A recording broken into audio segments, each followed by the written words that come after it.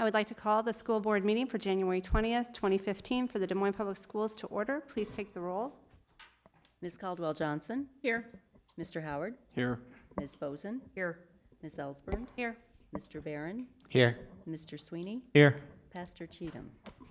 The first item on our agenda is the approval of the agenda. May I have a motion and a second to approve the agenda? Second. We have a motion by Ms. Caldwell Johnson, a second by Ms. Boson. Please vote. Motion passes 6-0. Next item on our agenda is approval of minutes for January 6, 2015. May I have a motion and a second to approve the minutes? Move approval. Second. Motion by Ms. Boson, second by Mr. Sweeney. Please vote. Motion passes 6-0. Next item on the agenda is the consent items. We allow any person the opportunity to speak to the board for up to 5 minutes following the presentation of an agenda item. If anyone wishes to speak to an agenda item, please go to the information desk to sign up. Remarks must be germane to the agenda, and we ask that you avoid reference to personalities and character attacks, as those types of comments serve no productive purpose. And we appreciate your input. As a reminder to board and public, the board will not engage in discussion or deliberation with the speaker regarding comments made to an agenda item. Discussion and deliberation will remain among board members at the board table, with speakers' comments informing said discussion, deliberation, and determinations as deemed necessary. Mr. Sweeney, do you have the motion? Yes, I do. I move that the board approve the consent items in accordance with the recommended actions for each item on the consent agenda, and including bills previously authorized and certified by the secretary and approved for payment by the board chair in the amount of $1,710,149.76, and unpaid bills in the amount of $1,895,393 and a penny. Okay, may I have a second? Second. We have a motion by Mr. Sweeney, a second by Ms. Caldwell Johnson. We do have a speaker, Wyatt Woods.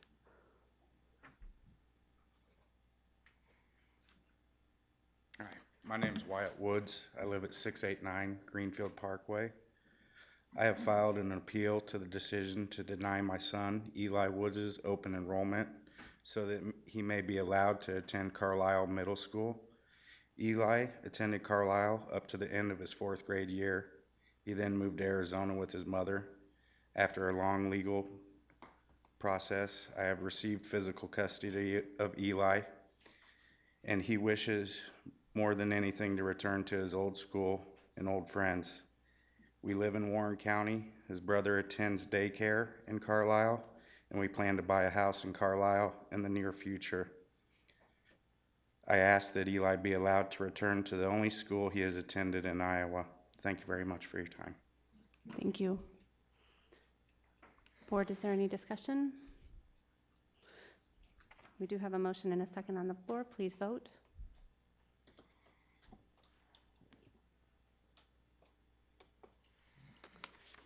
Consent items are approved, 6-0. Next item on our agenda is item D1, opportunities for minority recruitment. This is an information item, and Dr. Ann Sullivan and Isaiah McGee will give a presentation.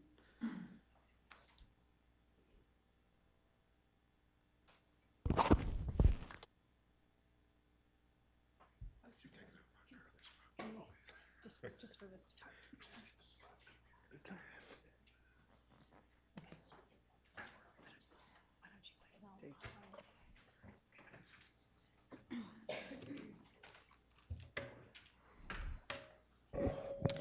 Good evening, board members. Tonight we have the opportunity to talk to you about our opportunities for minority hiring. I know since the time I started here with Des Moines Public Schools, I had a very clear message from Superintendent Ahart, and that was to improve the number of minority hires in both the teaching and the administrative ranks. This was also a directive from the Board of Education as well. So tonight, we're here to inform the board about the challenges and barriers to hiring minority candidates for both teaching and administrative positions. We'll be presenting local data, state and national data to you tonight, and along with barriers to the recruitment and the retention of persons of color. This will also allow us an opportunity to present strategies that we have in place, what we've done, what we plan to do to tackle these barriers, and an overview of next steps.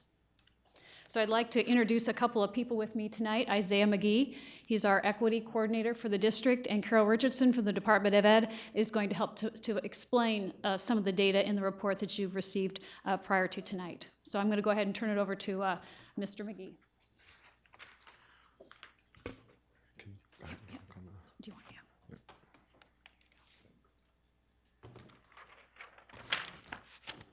So this has been a real fun process to kind of go through. Ann has already talked about the purpose behind this document. I'm going to try to go through some aspects real quickly so we can get into the data aspects of it, as well as some of the strategies and opportunities that we have going forward. Some people have asked why has the district placed such an emphasis on this effort, and so we thought it would be important to kind of cover the rationale behind this. In terms of the rationale, the research does suggest, the research out there in multiple different places suggests that the performance of minority students is positively affected when their teachers also come from a minority background. We know that over the course of time, we've seen the number of minority students in our district grow to a point where we're now a majority minority district. And so with that, it also just makes a lot of sense for us also to increase our numbers in terms of our staff as well too. We also have other efforts that we're doing to make sure that all of our staff are prepared to reach all of our students in that regard. Those effects are attributed in terms of the type of teachers are attributed to exhibiting behaviors such as having high expectations for their students, using culturally relevant teaching, confronting racism through teaching, and also being able to develop better relationships with students and be better advocates for them as well. So the goals in terms of how we've looked at this have really been based off of a directive from you all here, as well as the superintendent.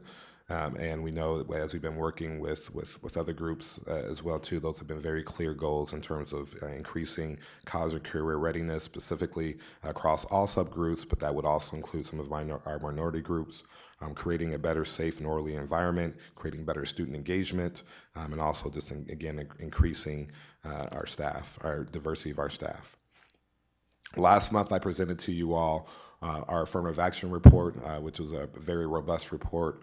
And in that included our affirmative action goals. And in that were specific goals to our minority hiring that we have, which included increasing our numbers of minority staff, employees by 118 new minority employees by June 30th, 2016, as well as specifically within that, 44 of those being new minority teachers by 2016, June 30th, 2016, and 9 minority administrators by June 30th, 2016.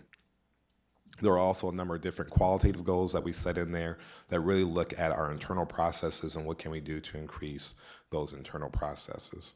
And so with that kind of gives you the background and the rationale. I'm going to turn it back over to Ann and Carol to discuss kind of some of the national statistics and the local statistics that go along with this. Some of the data that we found in our work with the Association for School Personnel Administrators was just some data I'd like to present here. More than 90% of districts nationwide feel like they need minority teachers to be in proportion with their student population. And so in our networking nationally, we found that this is a concern for even large districts that you would think would have more access to persons of color and bigger pools, colleges and universities and that kind of thing. So this is really a nationwide issue.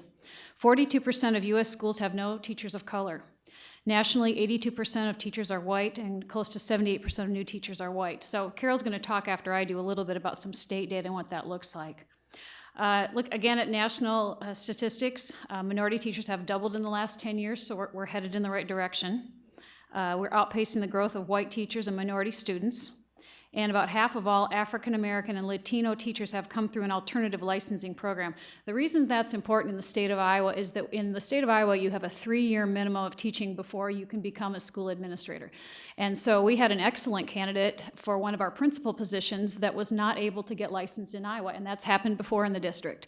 So one of the things that we've done as a BOEE for the superintendency has we've decided you could have 6 years of experience, 4 as a teacher and 2 as an administrator, or vice versa. So what we can do as a district is work with the Board of Educational Examiners to ask that they consider having a 2-year minimum of teaching rather than a 3-year minimum of teaching. And the reason that's something to consider is because of this statistic and because the people that are applying have a long history of success as a school administrator, but maybe didn't teach so much earlier in their career. So that's an important thing, and we'll talk a little bit more about that. Retention is a bit of an issue. I think we have a very robust mentoring program in the district, but one that Isaiah will talk a little bit about is how that might look different for our persons of color. And in Iowa, percentage of minority new teachers has not kept pace with increases in student minority population. And again, Carol will give a little bit more data on that, so I'll turn that over to her. Thank you. The first piece of information I'm going to show you, or that you can see on the PowerPoint, is a pie chart showing you the percentages of candidates in teacher education programs in the state of Iowa, broken down by racial and ethnic groups. So you can see Iowa candidates, 94% of the students in those colleges learning to be teachers are white. And you can see across the bottom, 2.6% are Hispanic, 1.7% are Black, only 0.7% are Asian. The other includes Native Americans, Native Alaskans, Hawaiian Natives, and Pacific Islanders, and then multiracial. This data is reported by the programs to the federal government each year, and that's public information that's available to everyone.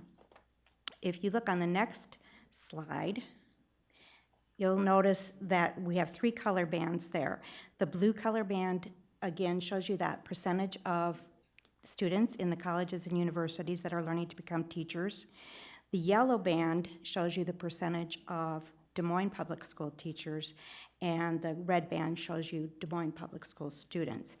In every category, Des Moines has shortened that gap just a little bit. They're still far away from representing the natural proportions of the students in the district, but they're doing better than the state overall.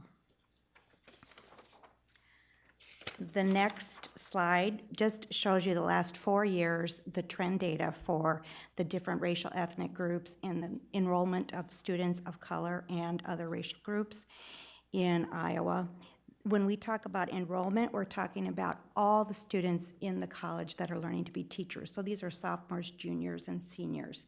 If you divide that by about 1/3, that will tell you how many candidates will graduate each year in each of those groups. So as you can see, by far the majority are going to be white students, but if you divide the Black population, for example, by 1/3, we're only gonna see about 40 candidates produced each year in Iowa who identify as Black. And can I just jump in here a little bit, Carol? You know, that means K-12. That means every opening there is. You know, we have about 70 people of Hispanics that graduate from our colleges, about 40 African Americans, 19 Asian people. Other would be about 9, and multi are 23. And that's in the entire state of Iowa. K-12, every teaching position. So that tells you what a challenge that is. So the pool is pretty distorted. The next slide shows the same data, but just the percentage of change over the past 4 years. I want to caution you in looking at those percentages of changes, you'll notice the numbers are pretty small. So when you see 155% increase in multiracial, it's really only representing a few students. But the white student population is actually dropping. Overall, our candidates in Iowa are dropping, but as you can see, the other groups are slightly gaining, but primarily dropping as well.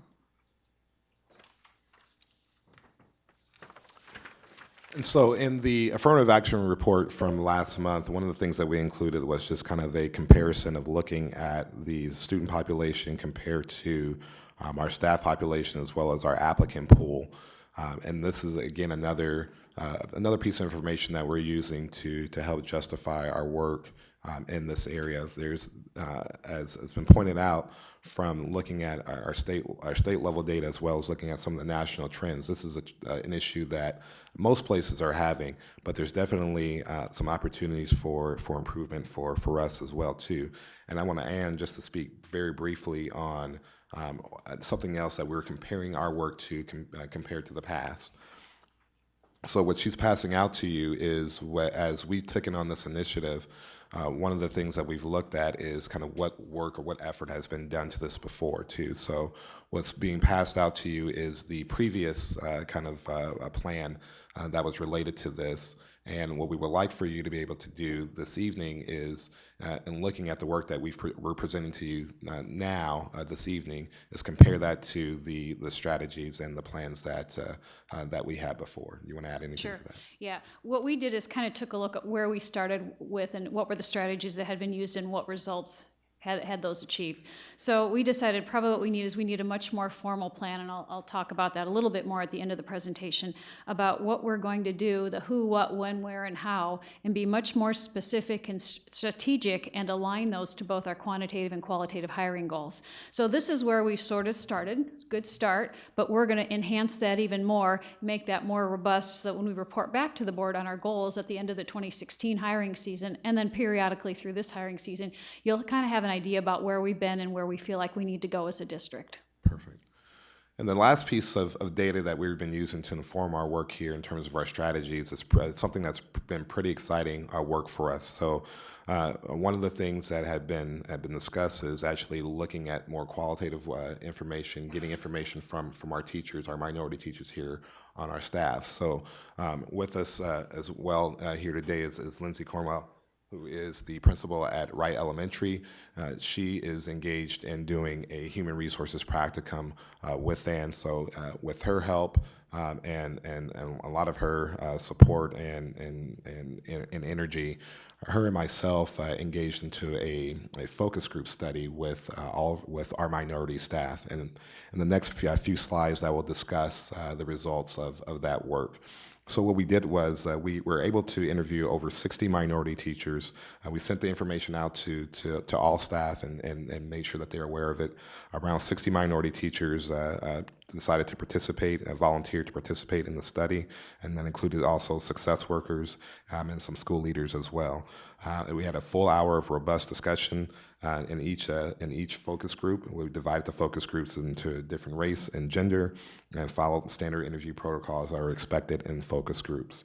We selected the school leaders who are minority school leaders to facilitate the groups, and then we actually interviewed those same leaders separately, asking them the same questions. The next slide that I'm presenting here are just the questions that we're asked. I'm not going to read each question off to you, but those were vetted by researchers at Iowa State University who have background in the educational leadership program as well as cultural proficiency. And they reviewed and helped develop these questions to put these across. The themes that came from that experience and something that we're still working on making sure that we have this completed in all the right protocol standpoints and points of view. But the emerging themes that are coming from that so far as we've been putting this together have been quite telling and quite interesting. And I've tried to label 6 of these here in our presentation today. The first 3 I'll mention are very positive things. They enjoy working for a diverse district. That was something that came across very clearly in all of our participants. One of the reasons why they choose to work in Des Moines is because of the diverse student population that we have here. There's also a lot of sense of pride in being a role model to students, and that's not just students of color, but to all students, to be an example to our Caucasian students, but also to be an example and a potential model of leadership for our students of color as well too. One of the things that they were really able to highlight, which again is reflected in the research that we talked about earlier at the beginning with the rationale, is that they do feel like they can relate to students, that they understand kind of the background where students are coming from and some of the issues that students are presenting to them.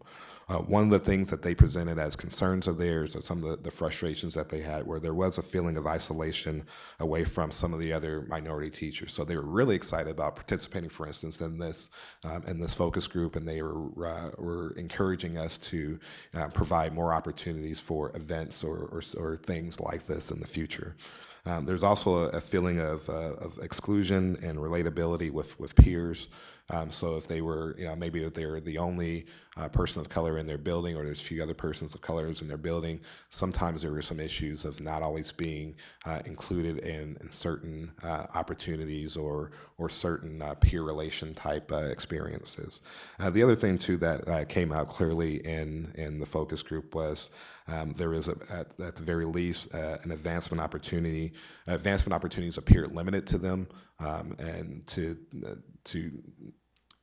sum up some of their concerns there. There were feelings of such that maybe there were opportunities to be advanced in certain places, but not other places. That there was almost a ceiling to some extent to certain roles or certain places that they were allowed to grow into, and others where they weren't. And so those are one of the things that, again, that we're using to help inform us in terms of the opportunities that we have here and looking at our practices and our procedures going forward. So that taking all that information together really led us to really break it down this way. We have some very clear barriers to improvement. As mentioned before, there's a small pool of applicants of color that leaves little room for error in terms of if the pool is small, then that really makes it difficult at times to hire out of that pool for minorities. The other area is most workers choose employment within a region that they were raised. So if we look at areas where there are large numbers of minority applicants, we have to make sure that that's in an area that is nearby or closer to us.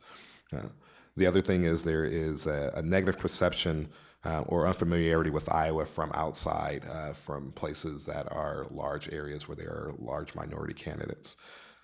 The district also has historically hires minorities at lower percentages than whites, something that we looked at in our data when we compared our applicant pool to our hiring pool. And so again, with our affirmative action plan that we've discussed last month, and looking at improving through our qualitative goals, improving our procedures and our practices, as well as some of the goals that we have set and some of the emphasis that we're putting forward, we really believe that should be a great opportunity for us to fix those areas.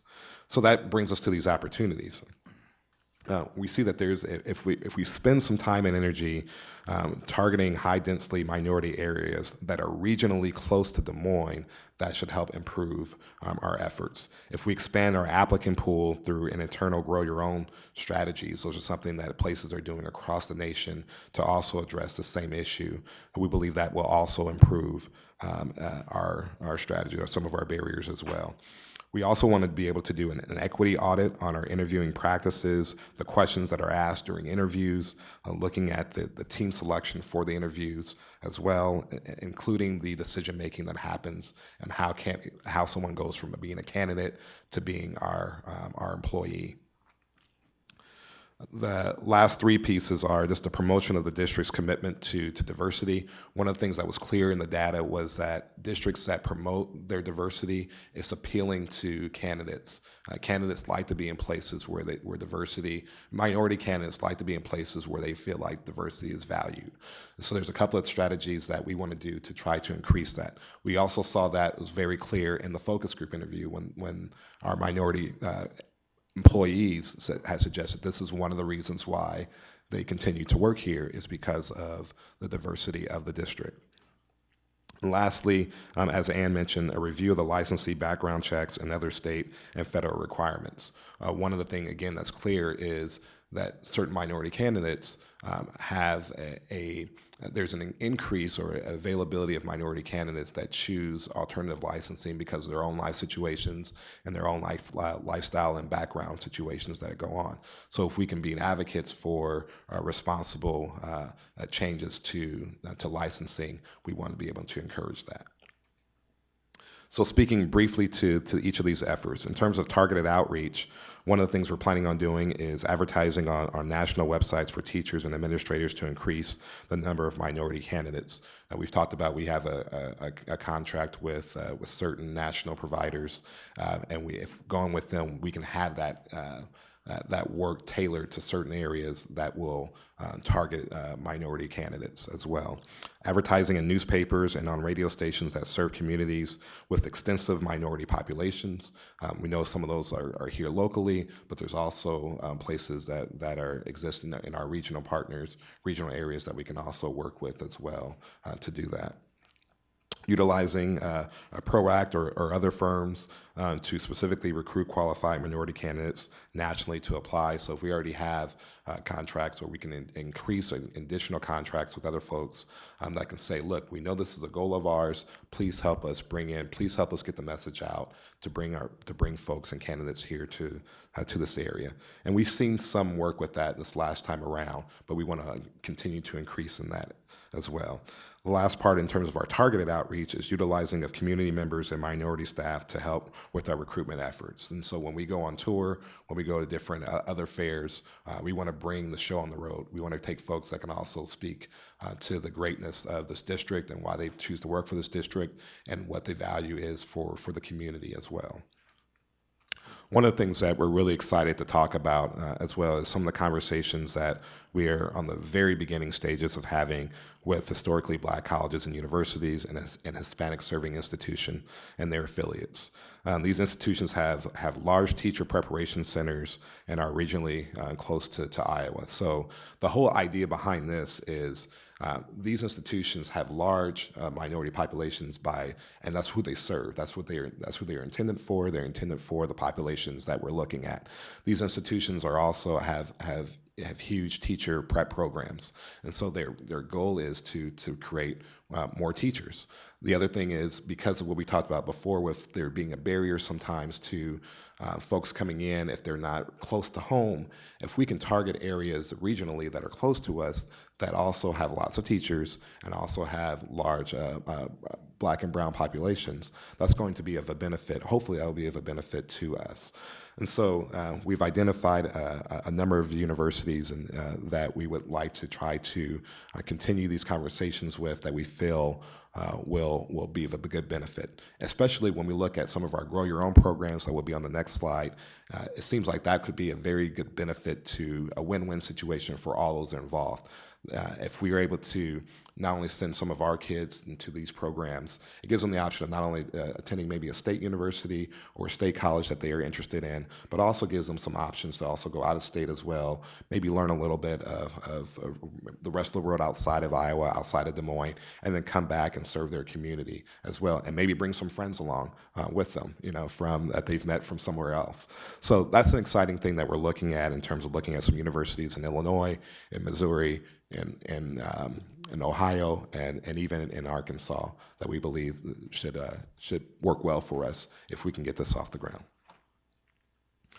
The next thing I want to talk about is, you're familiar with the 3D partnership that we have, which was formerly the TQP program, and the coalition that we have with DMAC and Drake University. That is continuing to grow. We're continuing to have different conversations. We're meeting with them almost on a monthly basis, between not only the Human Resource Department, but also the academic office as well too, and making sure that we're in a complete understanding with not only our agreement, but also looking at different barriers that may be in place for employees that we may have, and what we need to make sure this program works well for them.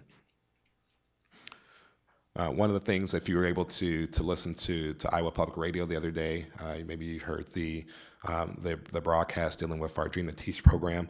This is a long-term investment. We understand that, but we do feel like that has a lot of potential for us to do something that, again, if we combine it with our other efforts, with not only additional partnerships in the future, but the things that we've begun with Iowa State, as well as our partners with DMAC and Grandview University.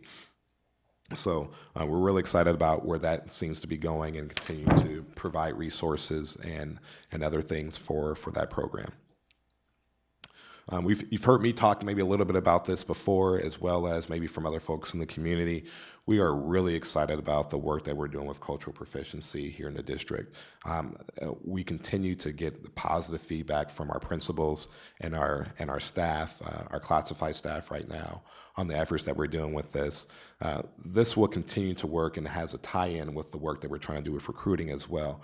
The more we have, the more diverse we can have our staff, or the more appealing it is, again, for minority staff here. If they feel like they can be welcome, if they feel like that their staff or principals or the folks that are around them can also be supportive of them and their work, and can also be an advocate for them with students, that's going to be completely robust. We are working on, we're starting to go on the back half of our work with principals on this, and starting to begin the early stages of preparing how we're going to do this work with our teachers next year. As you're also aware, we received the teacher leadership grant from the state, and one of the things we've already started identifying for those instructional coaches that are going to be coming in is making sure that they are prepared on how to deal with cultural proficiency issues. So when our teachers say, hey, I need help in this area, they will have the support that they need from our instructional coaches as well.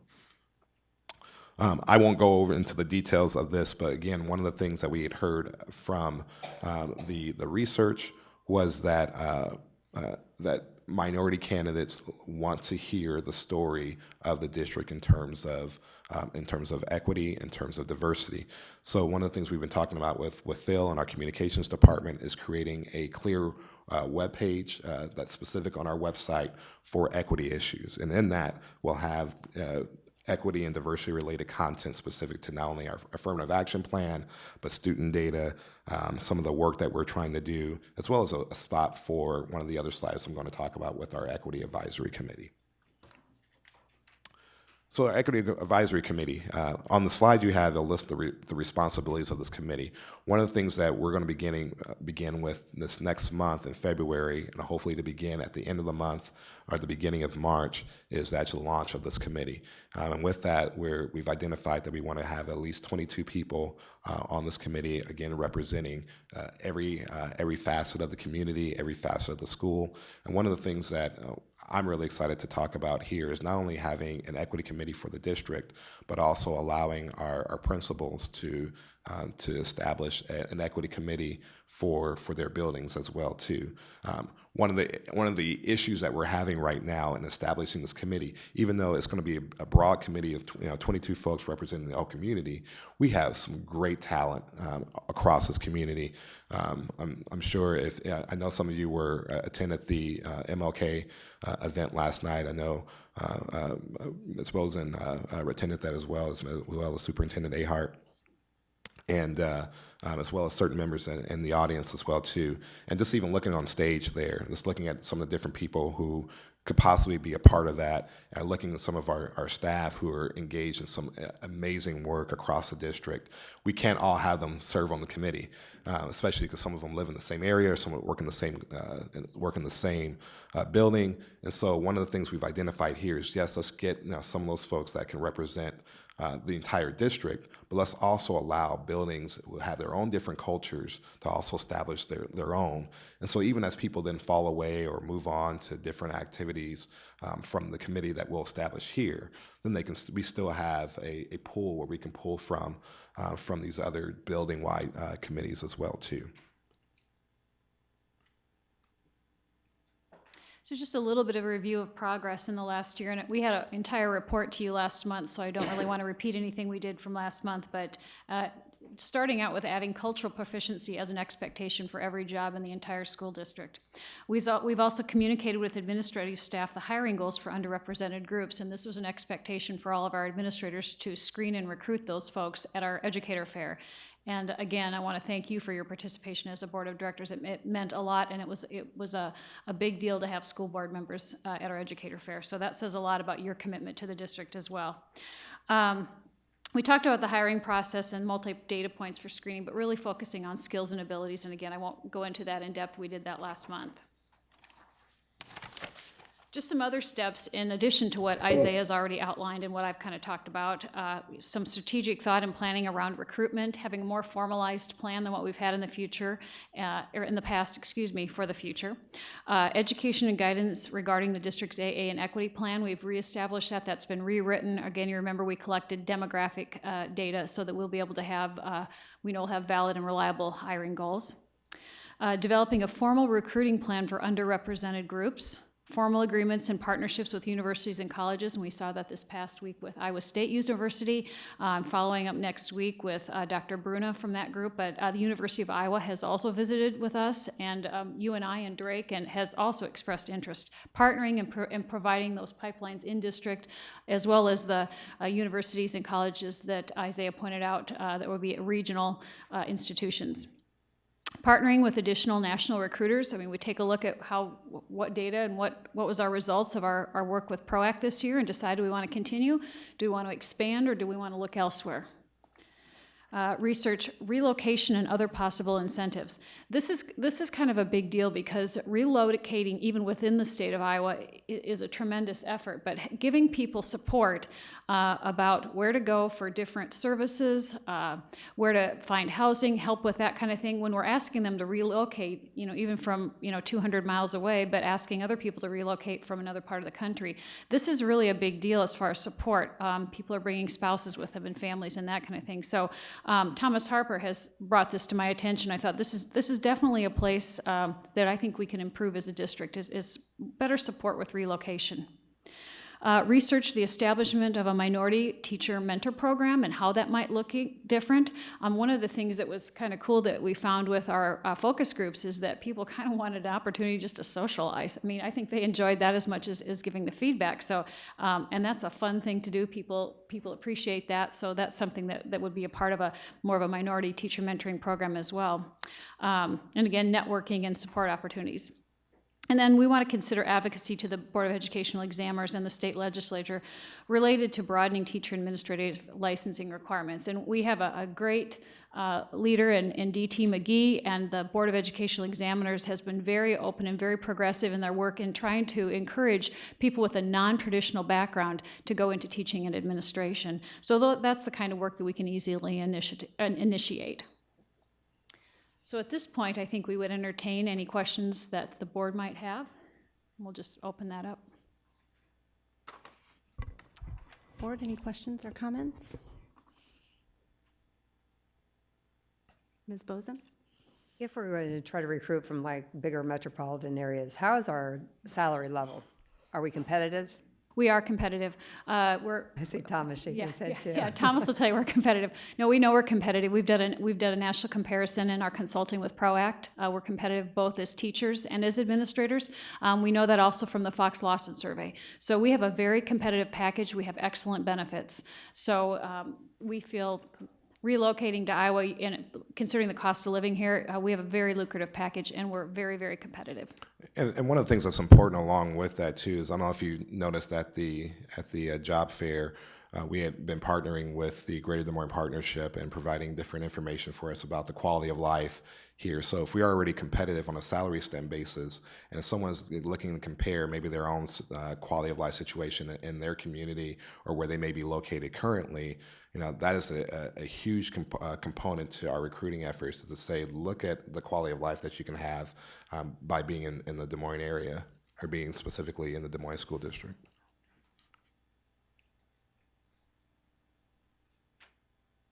Mr. Howard?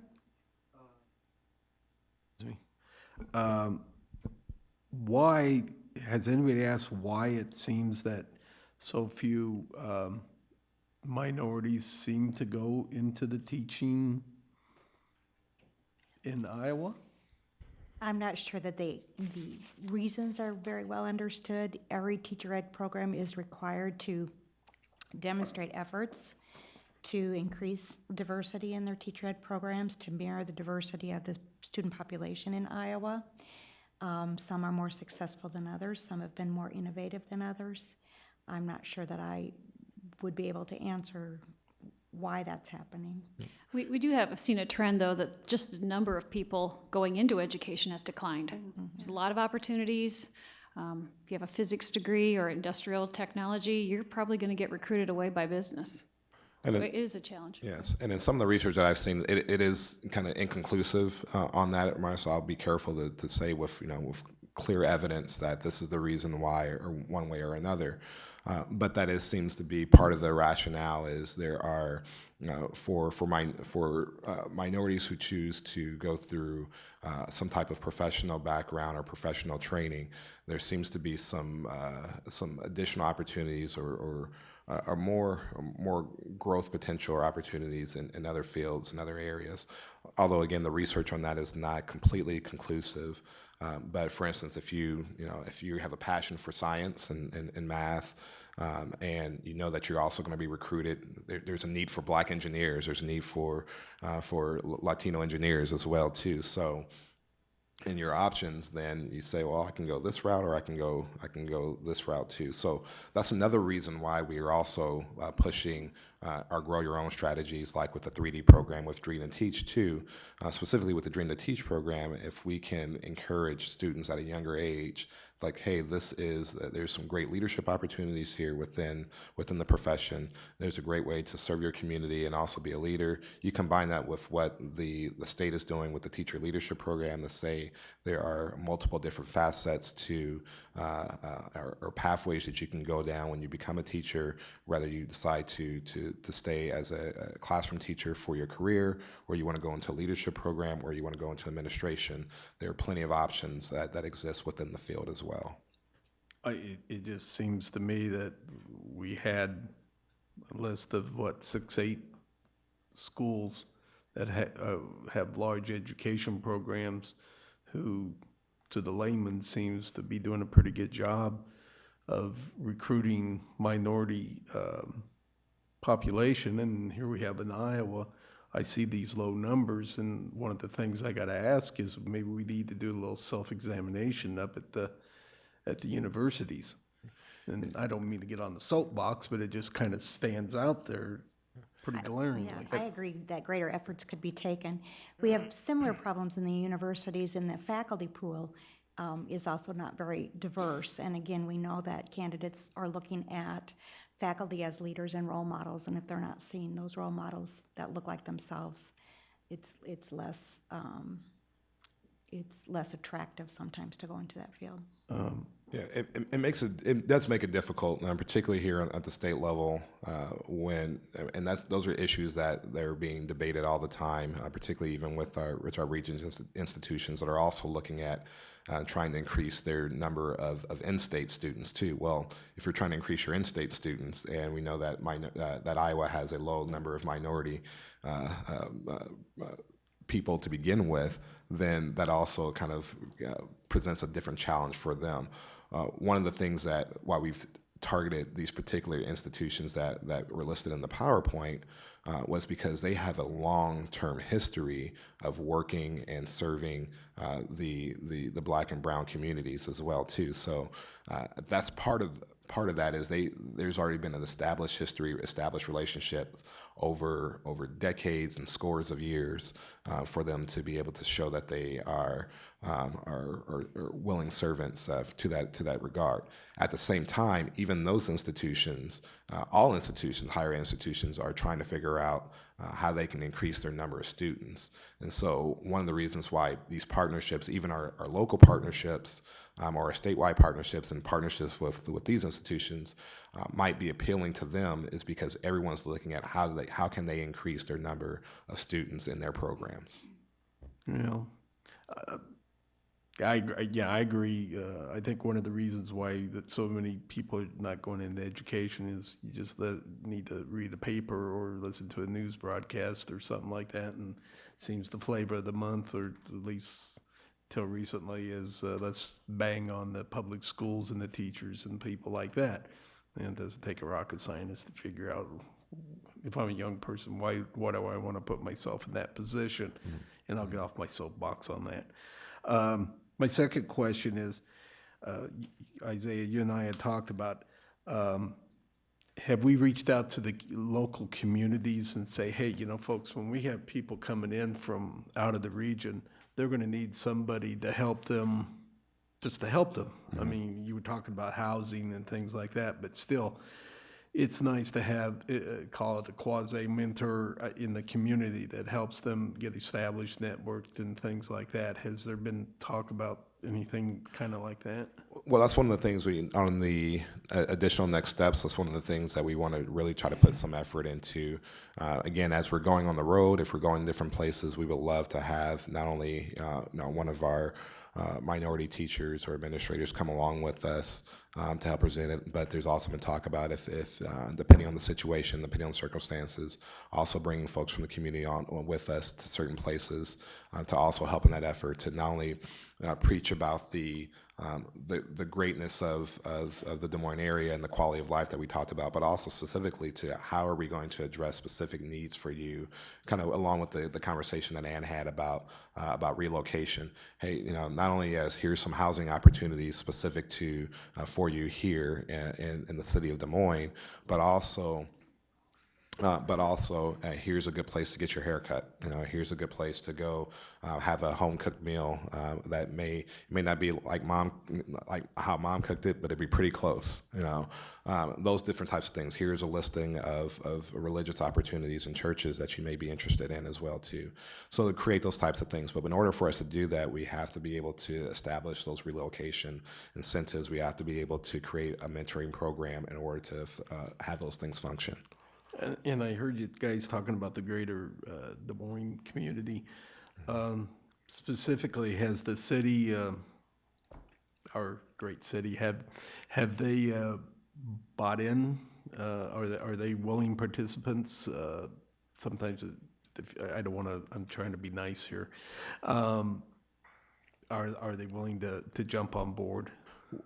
I know we've already started talking, and this is more broad. This is not specific to this plan here, but we've already started talking about at our next during our next onboarding this spring of bringing in different community partners so that all of our teachers know, hey, here's how you get involved in the community through using the Young Professionals Connections and the Social Club and the Downtown Community Alliance, bringing in the different chambers that are specific to the Des Moines area, so the West Side Chamber, the East Side Chamber, the South Side Chamber, bringing them in, the Polk County Housing folks as well too, so that folks know, hey, here are some opportunities for you to not only work but live and play as well too out here.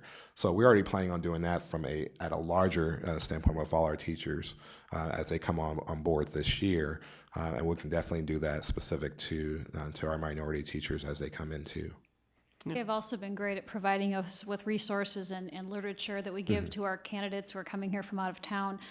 They were at our educator fair, really, and they've been a great resource for us, and I know that they're willing to do more. It's just putting that formal plan together. Yeah, and that's a great point. We've been trying to increase our partnership with the Greater Des Moines Partnership this year, attending more of their events. They have a minority multicultural fair that they do every other month, that we've been participating in that as well too. We're actually looking at some opportunities, hopefully, to help host that at some point in the future, if we can.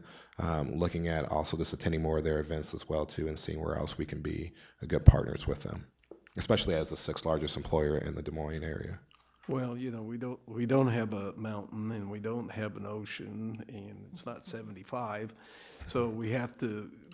But we have good people. Yeah. We have people, and I think that's one of the things that's always been a trademark for Iowa, is that the people are always good people, and I think that's something that it really needs to be emphasized. Well, we actually do that in all of our literature that we pass out. We really highlight all the great things about Des Moines. I mean, we've been the recipient of a lot of national recognition. So with the good work of Phil Rader and Amanda Lewis and their department, they've helped us put materials together that really highlight all the great things about living in Des Moines. I'm done. Anybody else? Terry? Great report. Thank you for providing it to us. I think it sort of helped to not only set some really good context, but also to help us figure out where you are going in terms of next steps to help us meet our somewhat lofty goals. So thanks for that. I did have a couple of just general comments, and I really like the notion around the alternative licensing. Our direct experience as a board around that was when we were doing our superintendent search.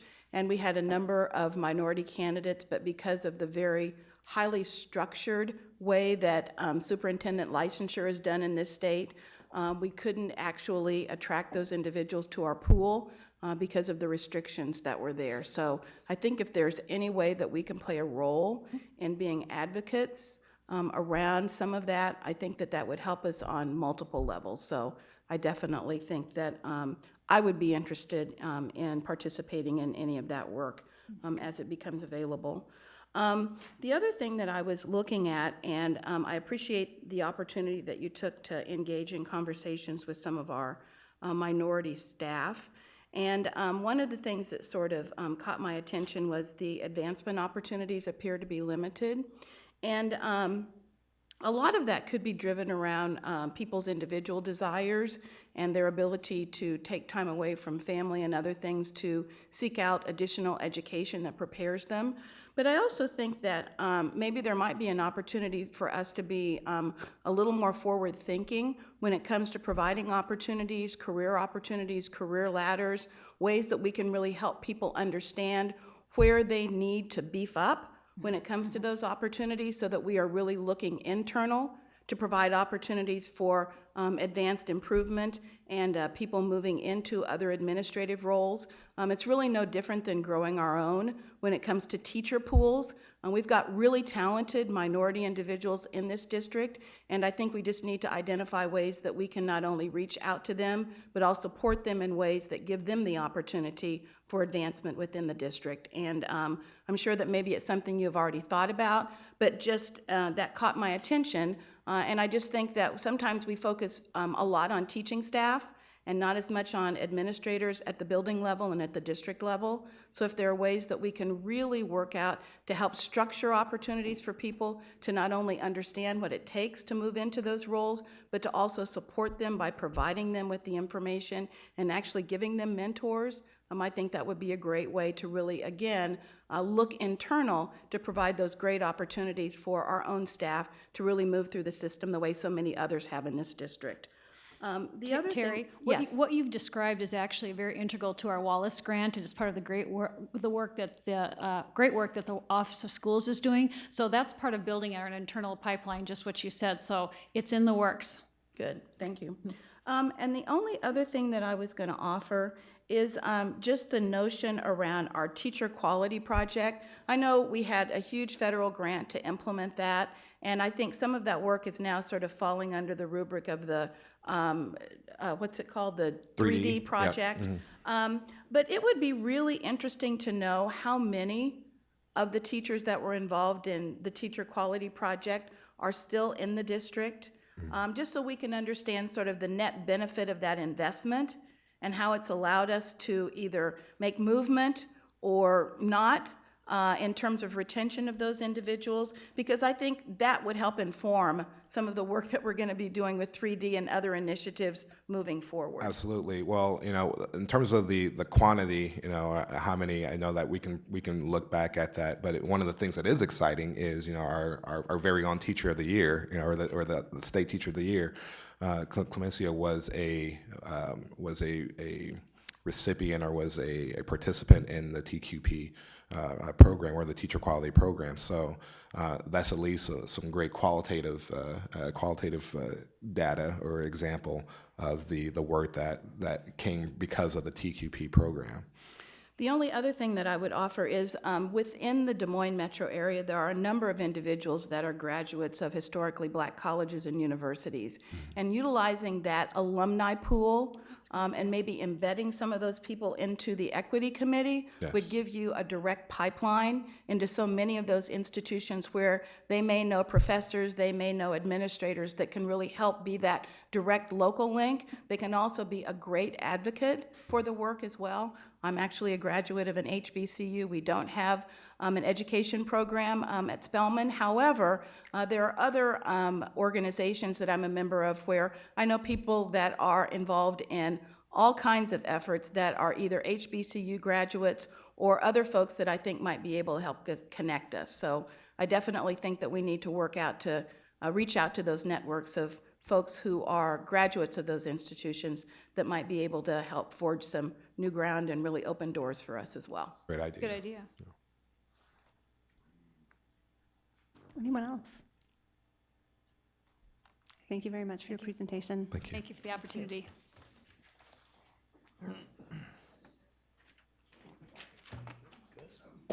Next item on the agenda is item D2, Community and Adult Education Report. This is also an information item, and Thomas Harper, CFO, and Mike Zelenovich, Community Education Director, have a presentation for us.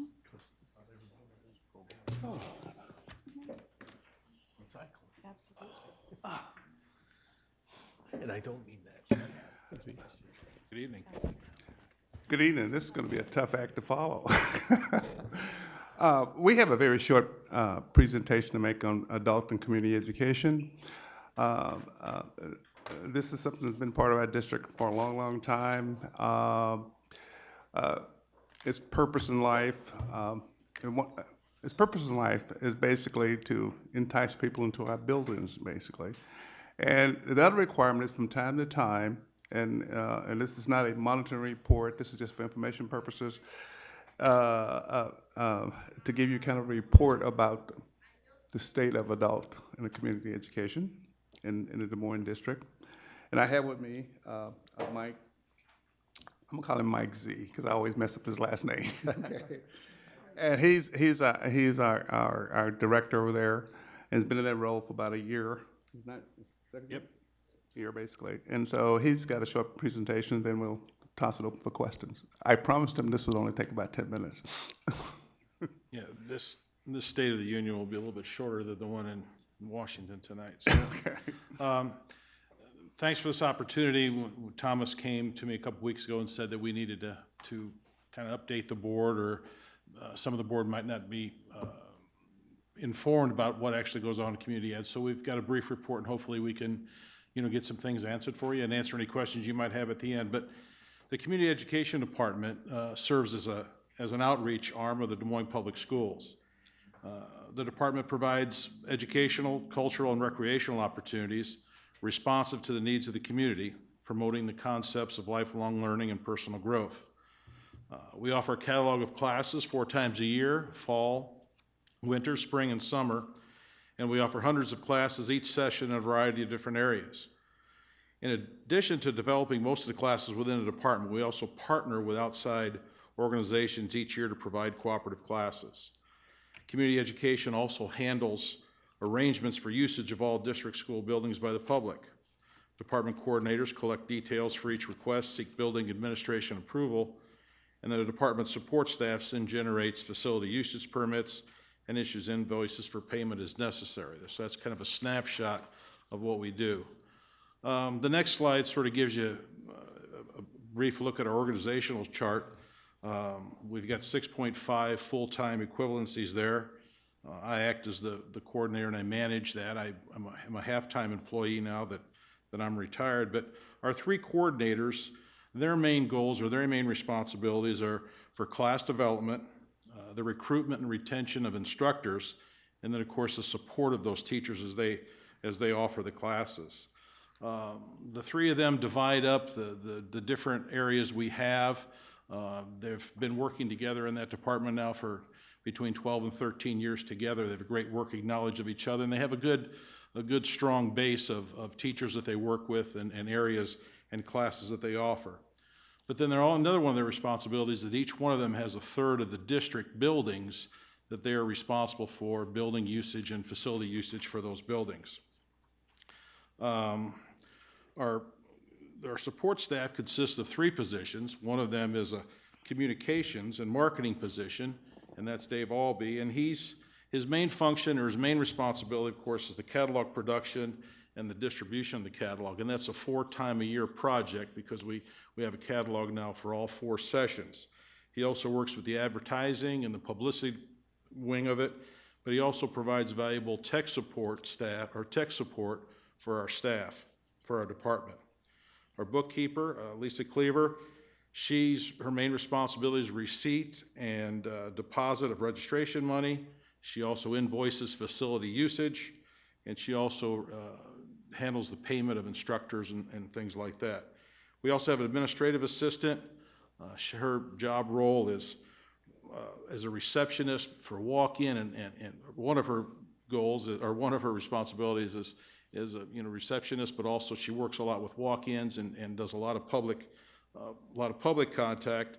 She also does a lot of data entry with registration. She works with the fiscal software, with the district software we have, School Dude and Student Manager, and yet she also too has a hand in the production of the catalog. So that gives you kind of an overall look at what our department looks like now. The next slide, I think, is the Iowa Code, which is the Community Education Act, and the background of that, like Thomas said, kind of charges us with several things that we need to be really aware of. And one of the charges of that is to provide an educational and recreational and cultural programs through the concept of community education. And that whole thing is the community school, with the community school serving as the center of those activities. Also, the Community Ed Act is there for us to promote a more efficient and expanded use of school buildings and equipment. Another charge for us is to provide a wide range of opportunities for all socioeconomic, ethnic, and age group. And lastly, we create an awareness, or we need to create an awareness in the community that schools are available for use after school hours and whenever possible, as long as that doesn't interfere with the programming at the elementary or secondary level. Our next slide is the community education mission statement, and that was developed a couple years ago when Twyla was a director, and it sort of dovetails right into the Community Education Act. That we provide educational, cultural, and recreational opportunities responsive to the needs of the community and promote the concepts of lifelong learning and personal growth. One of our goals this year is to revisit that mission statement this spring to see if we need to amend it, change it, or add different things there. The next slide gives you an example of our winter catalog, our winter session that we're in right now. And in that catalog, we're offering right at 200 classes this winter. Our main objective every session is to try and offer a wide range of activities that are attractive to our community, that meets their interests and their needs. And we get that, we develop those classes based on the feedback we get from our patrons that take the classes. Through a calendar year, last calendar year, we had 4 different sessions, and we were right at 1,000 different class offerings for the calendar year. Like I said, this winter, we've got close to 200 for the session that started on January the 12th. Kind of a broad look at community education. One of the things that the classes that we offer, there's a variety of different time slots, there's a variety of different lengths. Some are 1-day classes, some are 8-week classes, some are 12-week classes. All have a lot of different contact time. But one of the things that like we said, we try and do is make it so that they're accessible to our patrons, and we give them a lot of different varieties and a lot of different options that they can do. One of the things that we started, or that had started back in 2000, was our online classes, and we work with the Ed2Go program, and we generally have between 200 and 300 registrations a year that take online classes through Community Ed. Des Moines Public School student programming, beginning in 2014, the first full summer catalog was offered and included a new section which were summer youth activities. We worked with the district athletic directors last spring to centralize the publicity and registration for 21 different high school sports camps last summer. This year, our goal is, in working with Jason Allen and the activities department and the athletic directors at the 5 high schools, is to combine and see that if we can get the information and have all the registration for the summer sports camps and activity camps, not only in our catalog, but also online, so that we'll be the flow-through account when kids register. Hopefully this way, with a little bit more lead time, we can get the information to the parents, hopefully right around spring break, so they'll have registration opportunities a lot earlier than they would if each high school was working individually. Also this past summer and for the last several years, we've worked with the Fine Arts Department and given them support for their middle school band camp. We provided facility usage, scheduled that, and also helped with transportation. Des Moines Public School student programming, this year and the last several years, we've worked with SES tutoring providers in the scheduling and usage of elementary and middle schools for the federally funded after-school tutoring programs at 19 different sites. This year, we also expanded the Metro Volleyball program to include 6th grade girls, where before it was just 4th and 5th. We've worked with the City Parks and Recreation Department and Jason Allen's office downtown to schedule facility usage for the Des Moines Public Schools, Des Moines Parks and Rec youth basketball program, which was started this year. We've continued to collaborate with interested elementary buildings to offer after-school language programs on site. This year, we created a Des Moines Public School youth foosball program, which is indoor soccer, and for programs for boys and girls grades 3, 4, and 5. And the emphasis in this program, in working directly with Ben Wynn, was to try and reach out to ELL students in collaboration, with Vin's office. And an interesting thing too that one of our coordinators has done for the last several years is created a scholarship fund for community education youth programs. And he's got a pretty good network. John Nelson has done a great job over the years with a bottle and can drive, which creates some revenue, which is able to provide assistance to kids who would not be able to participate without the funds. So we have that's one of the things that we do. The next slide just talks a little bit about our enrollment for the last 4 years, enrollment by the numbers. And as you can see, the 4-year average, we're right at 6,800 adults per year.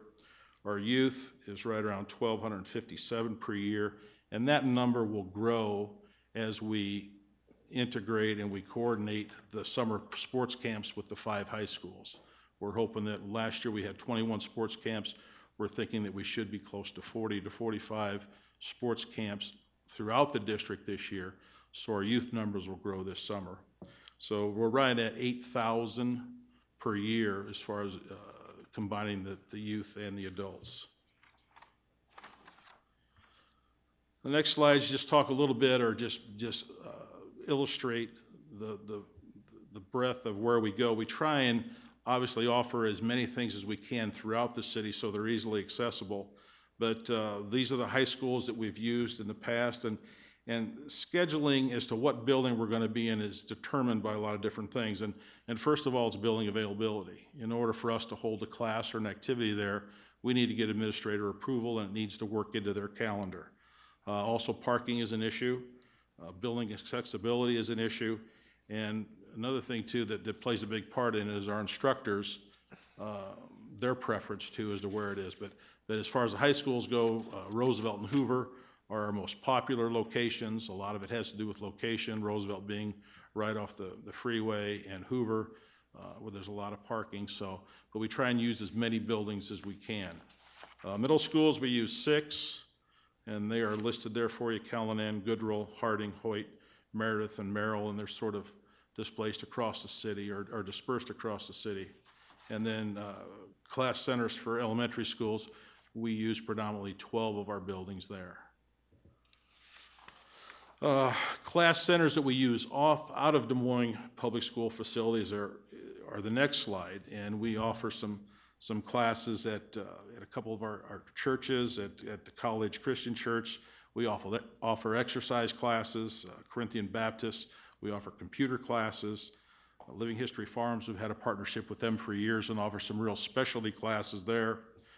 St. Andrew's Episcopal Church and St. Luke's, we use those in the morning because we have some fitness classes and some yoga classes for seniors, and these facilities are open during the day when seniors can get to them a lot easier, so we use them off-site. So we do try and get out in the community. We do try and take as many classes as we can to make it as accessible for people as possible. We also partner with approximately 17 different organizations each session. Some of those I've already mentioned before, like Des Moines Parks and Rec. Down at Southridge Mall, we now have an ice skating class down there. Like I said, Living History Farms has been a partner for years. So we try and get our brand out into the community so it's not just in our buildings. Just kind of a brief look at the use of our district buildings. Community ed staff, like I said, the coordinators each have a zone of the city that they work with. They'll collect the data when somebody calls and requests use of facility.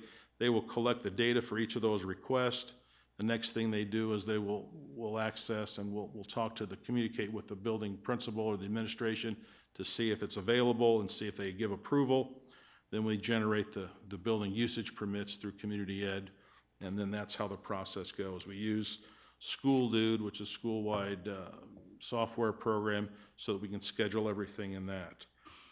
One of the things that has been added on to the role of the coordinators this year is that before, high school athletic directors scheduled their building use with private entities outside off school, and this past year, they put that back in community ed, so we kind of took a little bit off their plate. We're scheduling the high schools for private use and non-athletic or non-internal usage, which has been different. Use by the numbers in the fiscal year, the calendar year 2013-2014, we had a little over 1,100 after-school bookings. Now, these are just bookings that are done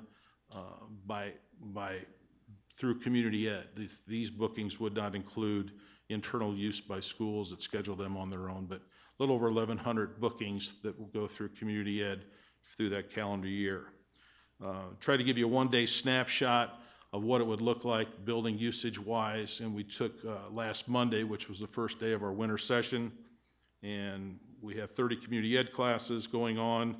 We had 24 internal district activities, Des Moines Parks and Rec activities. We had 11 different buildings in use, and other outside organizations with rentals of facilities were 25. So last Monday, a typical day, we would have 90 different buildings 90 different activities going on in our buildings, all right, after hours. Next slide just is the link to our facility fee schedule, and I know that Mr. Harper and Nick are getting prepared to present the fee schedule for your approval, I think next month or the month after. But our fees, as we look at our fees every year, we try and compare them to our surrounding districts, and we are kind of right in the middle. We're not, some of them were higher than others, but we're pretty much right in the middle, and we're competitive, but we also make it feasible and accessible for our community to get into our buildings. The last slide talks about community education by the numbers, and questions of that Mr. Harper could answer, but for the last 3 years, our revenues have exceeded our expenditures, so there has been a fund balance. So with that, I guess, if you have any questions, if I can help you in any way or if I could just make a comment or two, I want to thank you, Mike, because when Mike decided to sort of retire, we offered him this opportunity, and the community ed really has played one of the things that Thomas and I talked about when we both joined the central office team was sort of peel away all the different elements of the district and make sure that we're leveraging them toward the district mission as effectively as possible. And we saw a real opportunity with community ed. And Mike spoke to the additional responsibility of scheduling the high schools, which is a very large responsibility in terms of percentage of usage of our different buildings. And there were a number of different reasons that we did that. When Matt Smith came on board last year as Executive Director of Student Activities and Learning Services, we really put a concerted effort into doing additional partnerships that made sense with Parks and Rec in particular is probably the one that's had the most impact.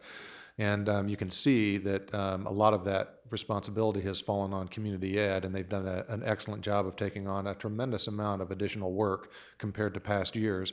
But what that's provided is tremendous opportunities for thousands of elementary and middle school kids that we just didn't offer before. We have some other ideas about how we can improve the operation of community ed in the service of our core mission, especially in terms of serving our English language learner families, and that's a continual work in progress, but Mike's done a really good job of leading a real important transformation of the community education department, and it's a department that often goes sort of overlooked because we don't call a lot of attention to it, but we've been getting a lot of mileage for our students out of that program that we've not done before, so I really appreciate your leadership in that, Mike. Thank you. Questions? Mr. Barron? Yeah, very nice report. Thank you for that. It's interesting to see the relevance of our district played out in many different ways. As a new board member, it's always enjoyable for me to find new ways that we are a part of people's lives in this community. And 90 different classes or events around the city on one day is really impressive, and you should be proud of your efforts there and your team's efforts. I had one question. I am tangentially a part of an effort to begin a community center or cultural center for the Latino community in Des Moines, and I know they're early in their planning stages right now, but they're getting to the point where they want to start renting room. How would, because I saw that you partner with a lot of community organizations, how would that group, once they've gotten a little bit farther on down the line, how would they work through the process of working with the district to get classes? To secure us, or to offer classes? Yes. One of the things that, the easiest thing to do would be to set up a time when they could come visit us, talk to one of the coordinators, see what classes they want to offer, find out, who, usually what we do is when we try and find instructors, we'll have them fill out an application, find out what the class is, to see what type of target audience they have, how we can publicize it, and then see if it's a go. We'll put it in the catalog and see if people register for it, and we'll find, obviously we'll schedule it and schedule a facility for them. Sometimes we have people give classes that just, if they're going to meet as groups, they don't have to be, but if they're going to offer classes, we can certainly put them in the catalog and go from there. So I would encourage you to, whoever the contact people are, to contact our office, and we can find out the appropriate coordinator, and we can go from there. Build the class, get it into the catalog, and go from there. That's great. I appreciate that. Relative to the cost of the classes, is that are those cost points set by your office, or how does that happen? It all depends upon a situation like this. If this is going to be an outreach for the Latino community, you may have people that want to offer a class and not charge students. If that be the case, then in working in partnership, we could find you a place, a facility to hold your group there. All right, and we have some of those going on throughout the city too, where different groups will come from different agencies or different ethnic groups and use our facilities and not charge students or people there, and just provide services. So it sounds to me like this could be something that you might have a group that wants to train or help your program or your committee, and then we could provide a place for them. We wouldn't need to have a class, but if you want to offer a class, then we could go through the catalog and create a class. I think that probably didn't make a whole lot of sense, but You know, it seems like there's two different things going on there. One is a class, which we would charge a registration for, but if it's one where your community group just wants to have a facility to meet, we could provide that too. I appreciate that. I think we certainly understand that there's room to work, and that's enough for now. Thank you for the presentation. Appreciate it. Mr. Howard? Maybe this is for Thomas. You know, we've heard in the past about the potential with the tax-free bonds and people in the buildings and we're not having long-term agreements. Are we making sure that there's a line across communication with people in adult ed and stuff like that so that we avoid that potentiality becoming a reality? Yes, I mean, in other words, we do have we do have a. That was actually, I'm glad you brought, that's one of the reasons why we asked Mike to take on the scheduling of all the high schools as well, because we did have some possible inconsistencies, if you will, in the past in that, yeah. I would tell you probably in terms of the preventing the loss of the tax, the tax exemption of our bonds, we are probably in better shape now than we were a year ago, 2 years ago. And Tom is correct in terms of, as we have consolidated the rental facility used by Des Moines public school individuals, basically. I can say to you unequivocally that we have better control over that now than we did in the past. So we pretty much have taken it out of the individual schools and put it back in And Mike's hand. one other Lucky thing, guy. and Bill, one other thing I may mention that's related to this that Matt's team has been working on really for 2 years, and we pretty much have in place now. It's an ongoing process as we get new partners, but having better defined memorandums of understanding with all of our community partners, because we were running into an issue with some people that were providing great services for our kids, and we were forced to charge them to use our building, and we didn't want to do that, so we had to get a little creative in how we structured those agreements so that we could allow them to use our buildings to serve our students. And Matt and Allison really has been taking the lead on that this year. Allison Vukovic have done a dynamite job with that. Yeah, they have. I just kudos for the middle school programs. I guess one of the things I really like the thing about the language programs, and primarily looks like it's in the elementary schools and stuff like that. Is that getting a real good response across the board, adult and youth, maybe? Well, the elementary programs I referenced in the report, where there'll be elementary schools that would like to offer after-school classes for their kids, and then whichever section the coordinator is assigned to, they will try and recruit teachers, all right, whether they're teachers on staff at that building or teachers that we use during community ed, in order to provide that class at that elementary school. They'll do the flyers, they'll do the registration forms, the money will come through our office, and then we'll put it on site. So it has to be, the interest has to be generated at the elementary school. If they contact us, then we'll help try and set up classes for them. So is this like in the planning stage, or are we really? No, we did it last year at 19 different course offerings last year. I mean, we worked with the downtown school. I think we offered 4 different languages for John Johnson last year in the spring, so. Okay. And I heard the thing about Mr. Nelson, and that is a great deal about the cans and bottles, things like that. Do you have any idea what and I don't care about, I was just thinking, if it gets kids involved, and we spend a lot of money for things, I guess it's something maybe that we as a board can maybe look at to see if we can help in something like that. Because if it helps get kids into programs and gets them off the streets and stuff like that, and we got people out there collecting nickels, maybe it's something we need to examine, that it helps us as far as getting them in the schools and getting them in the camps. Well, the 2 programs that John runs, the foosball and the girls volleyball, no kid that I'm aware of has ever been turned away because they couldn't afford it. So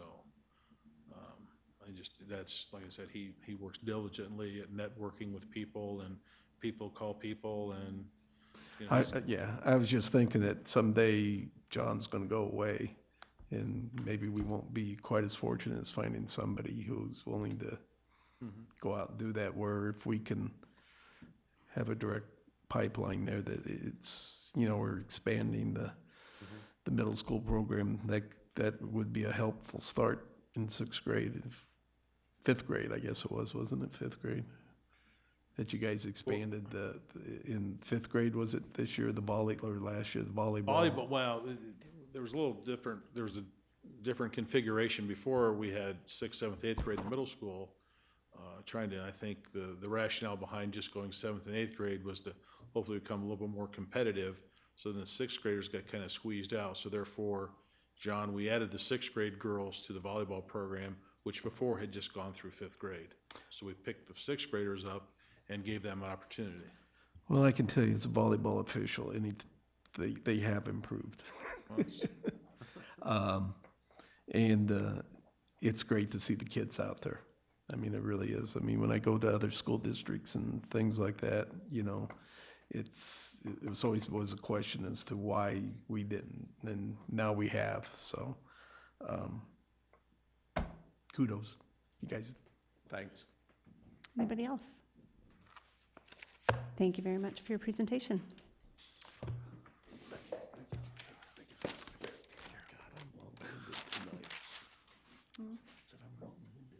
Next item on the agenda is item D3, Gifted and Talented Program Update. This is an information item, and we'll have a presentation from Holly Crandall, Chief Academic Officer, Ed Pilkington, Interim GT Supervisor, and Jenny Schultz, Elementary GT Consultant.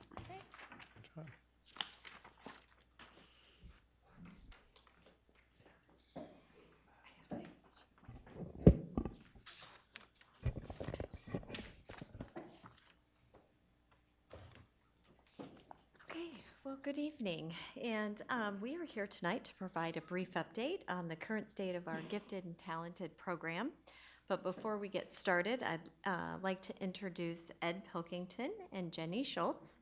Ed has extensive research, he's done extensive research and has a deep background in GT, and is currently serving as our GT program supervisor, and he's doing a great job.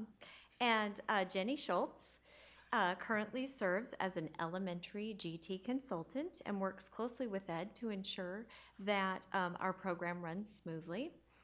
She will be participating in our discussion this evening and providing us with an update based on her experiences in the classroom each and every day. So thanks for joining us.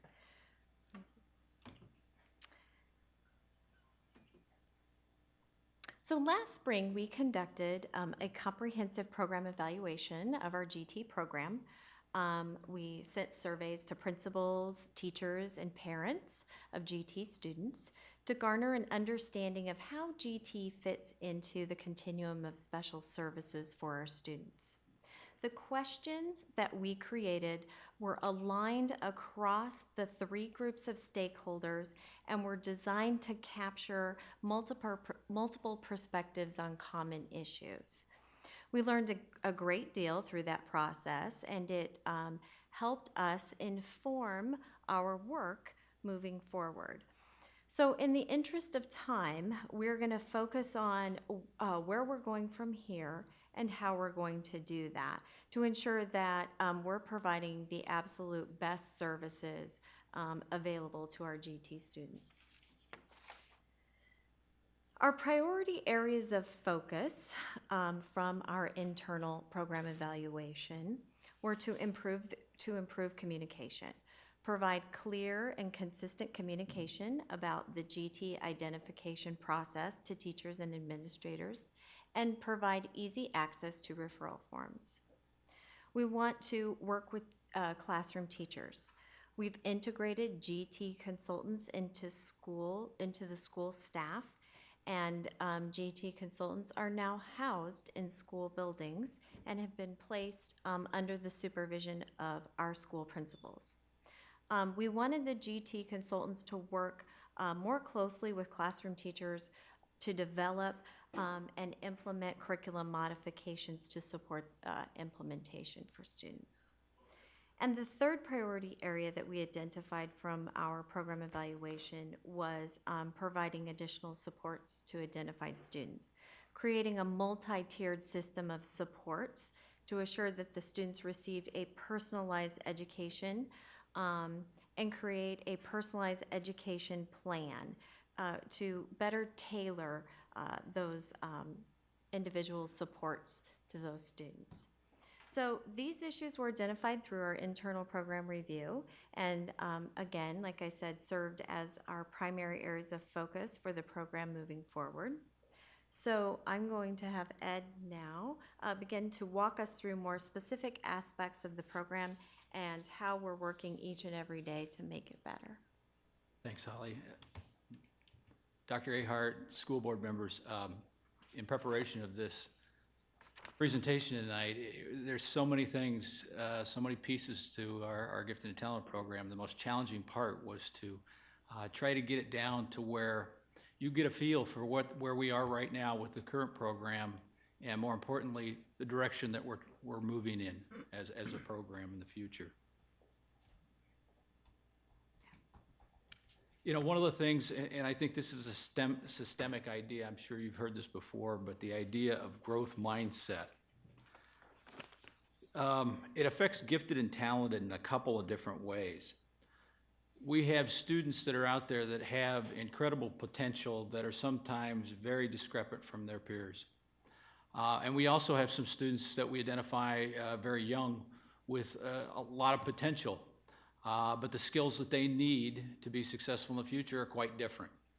And so what we find ourselves doing in that arena is almost two different things, considering that we still have a number of different needs being met around the district. The quote here that we have, create an organization that provides the development ability and watch the leaders emerge, I think is quite timely for where we're at right now.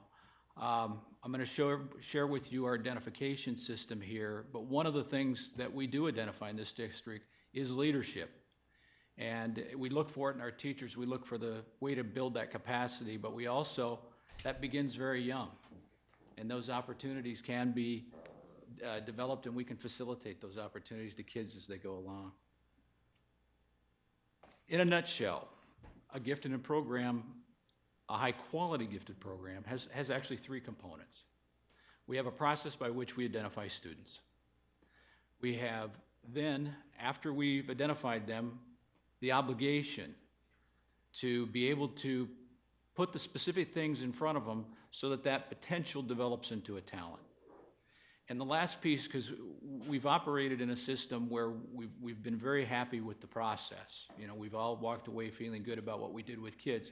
But that last piece is going to be a piece that will change in the future, to look at those tangible things that we can specifically see that are evidence that what we did made a difference with those kids. As far as identification goes, I'll share with you a bit from the Iowa Code. A quality education or a quality gifted program involves 5 specific areas: creative intellectual ability, general intellectual ability, leadership, visual and performing arts, and specific ability aptitude. For the past years, we have had a comprehensive program, but quite honestly, I think our focus has been those things that we get that hard evidence from. We've relied quite a bit on standardized test scores. And so this year, one of the things that we plan to improve are the identification in those specific areas of creativity, leadership, and the visual and performing arts. This is how we do it in Des Moines. We use a Renzulli scale, which has within it a checklist of behaviors from all 5 of those areas. And so it often starts with an identification nomination from a teacher. And using the Renzulli scales for this year district-wide is kind of a new thing, so our folks are still getting used to it and how to process. But we're seeing some good results. We're seeing that communication piece that Holly talked about, where teachers are now coming to our consultants and having a conversation and beginning that process. Cognitive abilities testing, I believe we tested in second grade all but 6 elementary schools this year. And our goal is to try to make that comprehensive. And what that really does is that finds us those bright kids when they're young. So we're talking about pathways, gifted core pathways, about trying to, if it's appropriate for kids to attend a central academy in the future. We know they're intelligent, but do they have those other skills? Do they have those self-regulating skills to be successful in that setting? And that's something we're working with. This is the meat and potatoes of any GT program. What specifically are we doing with teachers, with administrators, with kids individually, small groups, however we put them together, to develop that potential we identified? And so this takes the form in a number of different ways. Some students, it's appropriate to identify or to accelerate them a year or more than a year beyond grade level. And what's being passed around right here, I think we missed our cue on that a little bit, but that's okay, is for the first time, we've taken all of the pieces of what a GT program is and put it in a model that shares those pieces. So what I'm referring to right now would be the center part of this, the talent development pot.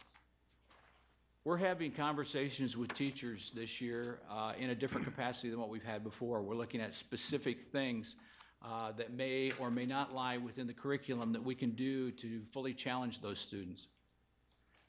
And as Holly pointed out as well, multi-tiered systems of support. If you take a look at the big diamond-shaped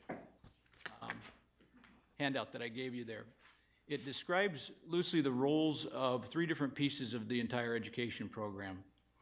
We have students whose needs fall outside that beam of instruction on the lower end, who need specific plans, who need IEPs, who need 504s. We have the middle, which our classroom teachers in Des Moines Public Schools do an excellent job of making sure that those kids are really getting the skills they need and developing to reach their potential. And then you see at the far right, we have a group of students whose needs really fall clearly outside what that regular education may be able to fully support. And that's where we need to roll up our sleeves and come in and team with teachers. And this is another thing that we'll be planning here in the future. We've had 3 groups of kids we worked with. We've had what we called our direct service kids. We've had our pool kids, and then we've had kids that are in the watch list. And they can occur pretty much anywhere on that spectrum. We've always been considered the academic competitions people in the past. I mean, we did future problem solving, we did history day, we did science fair, we had a schedule, and those are great things. Those are great learning opportunities or vehicles to take kids to develop that talent, but that's not enough. Those things are appropriate for all kids.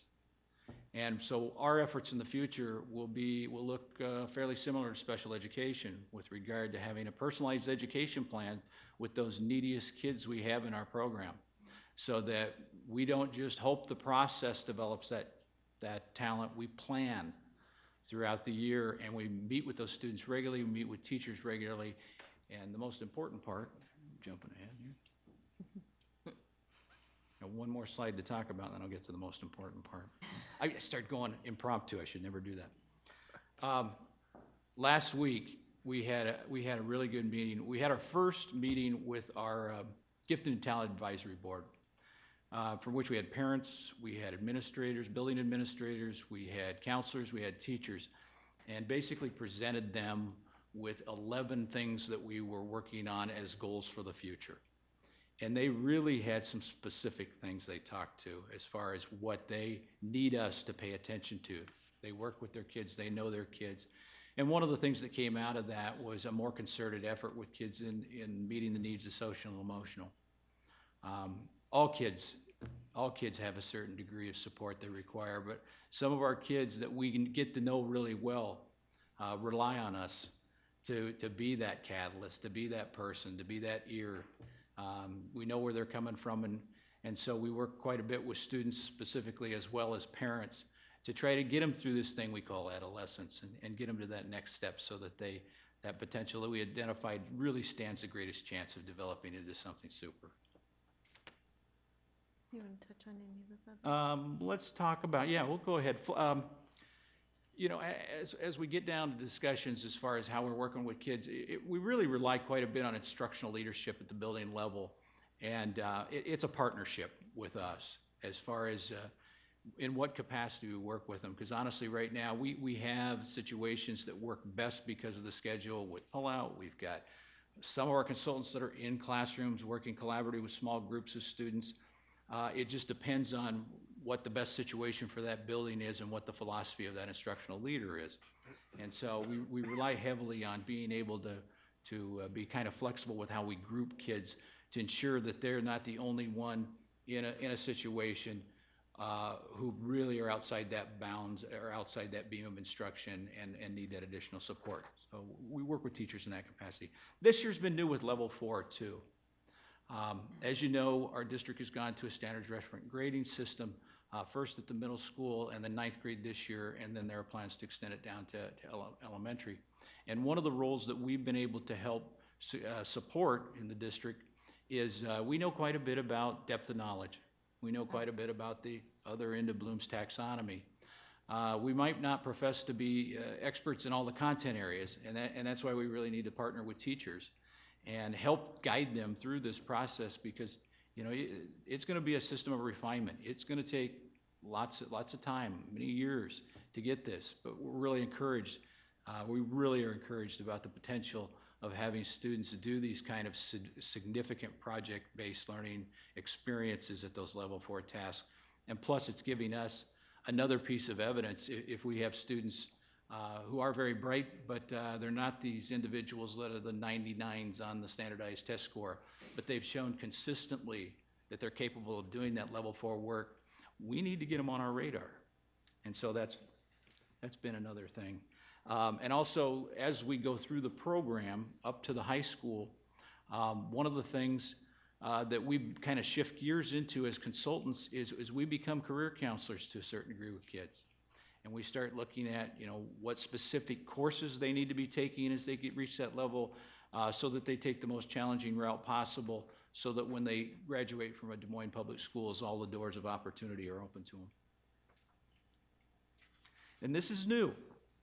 As you might know, we have a new director at our Central Academy, and she has some very powerful visions for the future of Central Academy. And I've worked in and out of gifted education in this district for many years, and she has really reached out to our program, and for the first time has really tried to build our program so it provides pathways to Central Academy. Not the only pathway, but pathways for those particular students who need that level of instruction. And so I'm very optimistic about the future of our program working with Central Academy and the other potential programs that they will continue to grow and improve in the future here that will meet needs for our kids. Also, the honors designation for students consistently performing beyond the core. That's allowing us, again, another piece to our multiple criteria we use when we identify students in our program. And at that secondary, so often we find that as students work through the system, we find a few late bloomers. We find a few that, you know, they're really coming up in their either middle school or their high school age. And so things like this give us a chance to start that conversation and see if they need to be identified for services. Okay. So the last piece, if you take a look at the right side here, this is what we currently use for finding that tangible evidence in terms of growth, how those kids are doing on Iowa assessments, of course, but that we have no trump card in this game. We're looking at the entire student and we're looking at specific situations. Our SRI, Scholastic Reading and Math Inventories, SMI, our level 4 tasks, and a concerted plan for our direct service kids that we're looking at implementing next year so that we can work with them continuously throughout the year to reach goals that we put down for them. And at that secondary level in particular, it starts in middle school to begin to get those kids to think about their careers and their strengths and what they might apply to in as far as occupation in the future. This is just a nutshell of what we've done this year, and it's been about communication. And it's a two-way street, to be honest. We need to not, and in fact, this is just a very human thing I'll tell you here. You know, we've always worked with our kids and our families, but to a certain degree, we've kind of been in left field. And principals, some of them really didn't know what we did. And I think that's a fault, and I think that's something we really need to change. I think in order for our program to be valued and for us to be a best resource for our kids, we need to work systematically. We need to work with our folks, our principals, our teachers, everybody, parents. We've increased, this is the second year we brought back our summer program, and we're going to kind of split it this year. We're planning a fine arts center at Lincoln, and we're looking for our math science center at another site. Talking with Adam Punderbaugh, our science person with the district, about some ideas along where we can have it. But we're trying to bring back more things like that. We hear a lot of parents who were GT students at Des Moines Public Schools before that want to talk about camp. And I was there for 11 years before air conditioning. But it did. It did a lot to bring those kids together, and that's something we're looking to bring back. So, and the third thing here, we're looking at the concerted effort to also improve identification in creativity, leadership, and the visual performing arts. And like I said before, that GT Advisory Committee, we expected it to be a sounding board for us, but it's turned out to be quite a bit more. And our parents in our district have quite a bit to say and are very passionate about their kids. So, next steps. This is what our committee came back with. We're going to continue to align GT services with current district initiatives, standards reference grading, response to intervention, which is also a multi-tiered system of support. Increasing rigor throughout the curriculum. Develop a core pathway, gifted core pathway that prepares elementary students in grade 3 through 6 for success at Central Academy and beyond. Annually review our identified students to make sure we're not getting kids falling through the cracks. We've got a high mobility rate, and we need to continuously look at the kids that we have in the program. We specifically need to look at those kids when they go from 5th to 6th grade and from 8th to 9th grade to make sure nobody's got bias. The PEPs, personalized education plans, again, implementation for next fall. And we want to continue to expand GT summer and year-round learning opportunities with community resources. We also want to continue to forge those relationships with classroom teachers. And that's going to be an ongoing event for us. Our jobs have changed this year, and that being building-based has been a blessing. It's allowing conversations that should have occurred, that hadn't occurred, to finally start to begin to occur. But there's going to be responsibility on both sides of the table for that to continue to be successful. And now I'm going to turn it over to Jenny, has prepared a little video with some of our GT students in it. Actually, I have to give credit to Colin Lane in the tech department because he actually put it together, took our vision and put it together. We've been asking kids all along, what is it you want to do with your life? Where do you want to go? And we finally got down to the question of, in 20 years, how will you change the world? And so the consultants took some time out and videoed some of the kids to get their responses to that question. So we thought we would share that with you.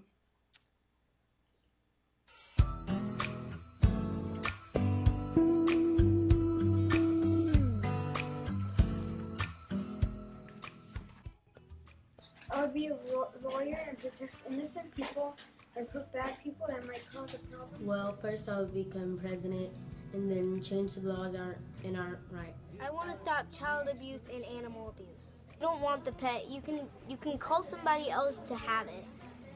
And if they don't want it, then you can send it back to the pound. If you don't want that child, then ask somebody else to take care of it.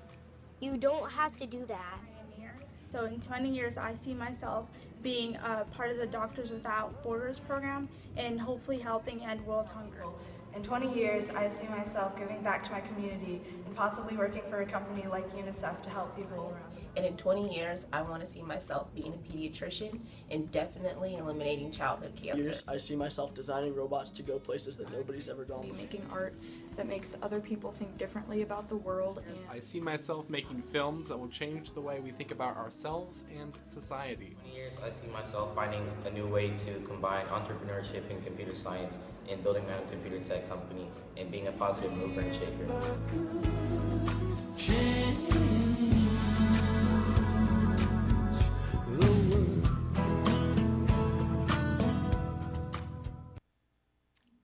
So basically, we just wanted to make the point that, you know, we're trying to discover that talent and build that potential and then do something with it, that once we've discovered these kids, we have an obligation to take them as far as their dreams will take them.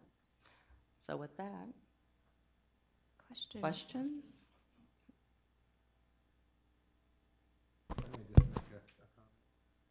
Nope.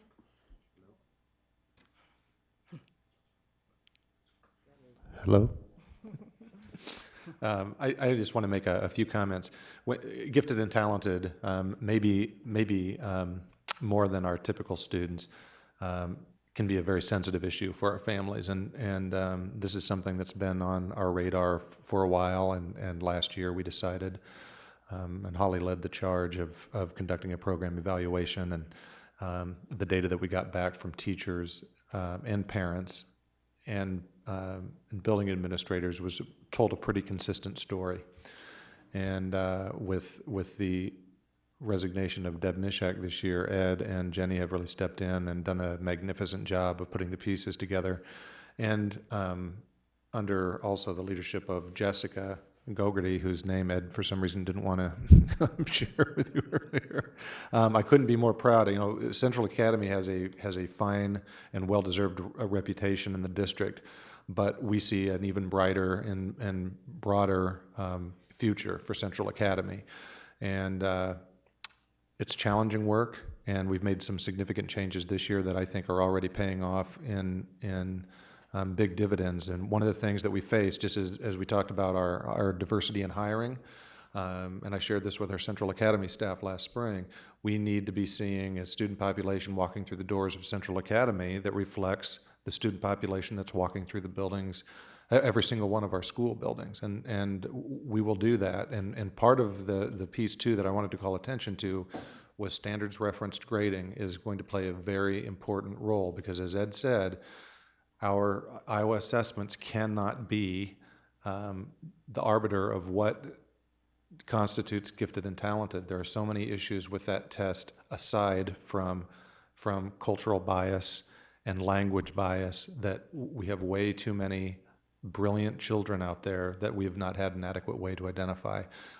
In addition to broadening how we identify in the arts, in leadership, and other creative capacities. We have, I think I shared this with the staff last year, we do have the next Gandhi, we do have the next Martin Luther King, but if we don't identify them, we don't have that opportunity, as Ed said, to do the real meat and potatoes, developing that talent and helping them identify some world-changing goals. So we're not there yet, but we have a very, very good start on making some really transformative changes in how we serve gifted kids, but maybe more importantly, how we identify. So thank you for your work on that.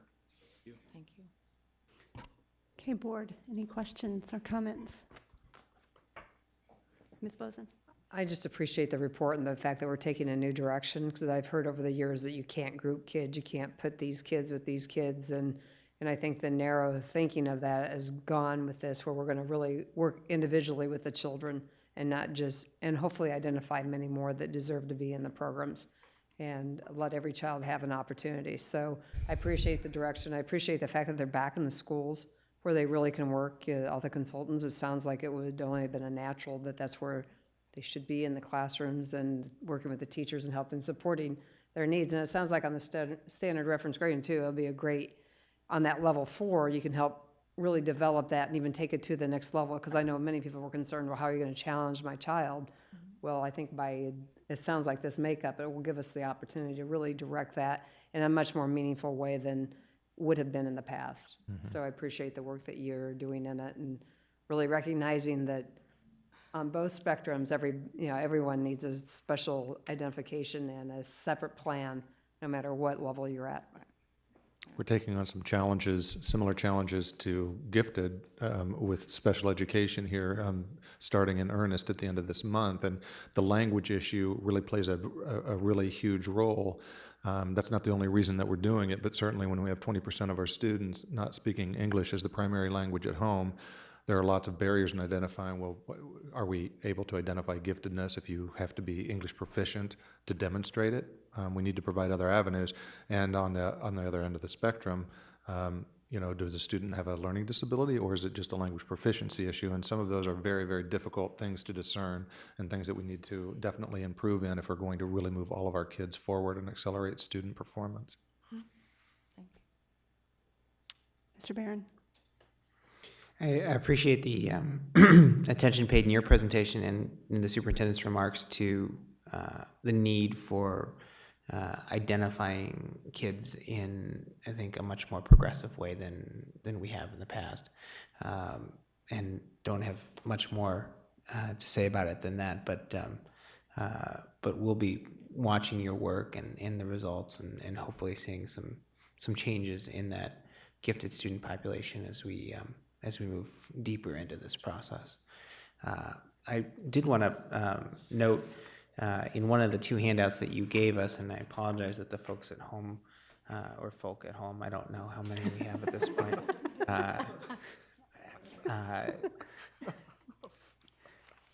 There's it's a nice diagram here, and at the two edges, there's two descriptions of two groups of kids.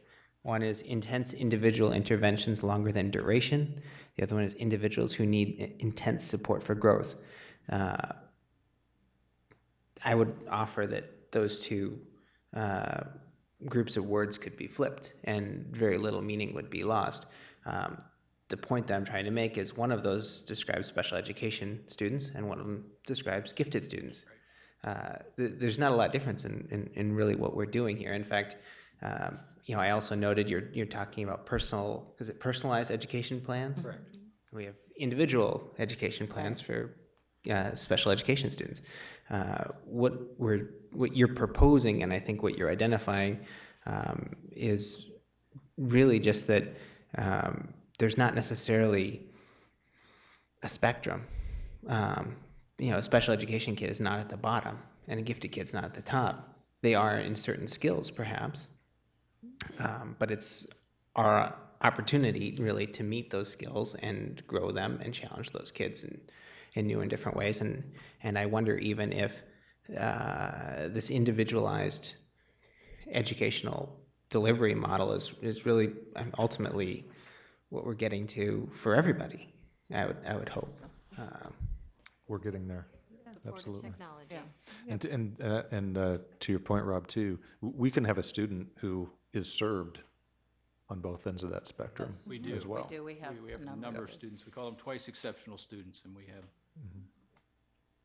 Yeah, I'd say I have a number of kids on my own roster that have an IEP for one particular area, and they're gifted in another area. So I work together with the special education people, because we need to both be in there working with that student to make sure that we take care of both those discrepant needs for those kids. So that is very big on our radar.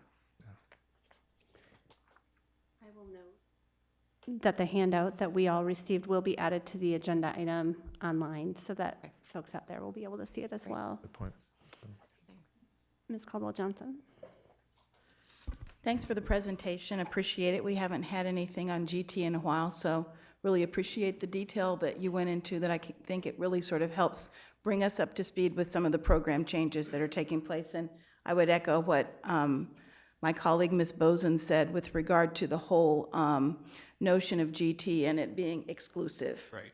Right. And I think that this really helps us understand the notion of not exclusive, but inclusive, and ways that we really reach across the district to identify students no matter where they are. It may not be in reading and math, but it could be in a variety of other ways, that they have talents that exceed the norm that we really need to figure out how we harness and develop. So I really appreciate just sort of the notion of the new direction that you're going with this. It's really, really exciting.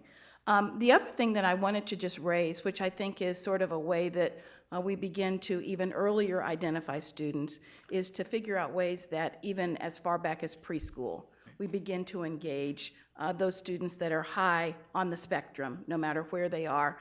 We have a number in our center in the Oak Ridge neighborhood, and we've been working with some of the folks in the district to try to figure out how we provide additional support for them, even at that level. So, you know, trying to reach back into the preschool setting to help sort of inform the work that we need to be doing with a lot of those students early on will help us accelerate what's going to happen once they get into elementary school. You know, and I think that's one of the things that we've realized is that, you know, like the communication, we do, you know, we do look for kids anywhere from pre-K all the way through 12, and a lot of people go, well, we don't identify, you know, in kindergarten, first and second, do we? And we're like, yeah, but that's partly our problem because we haven't done a good job of communicating that.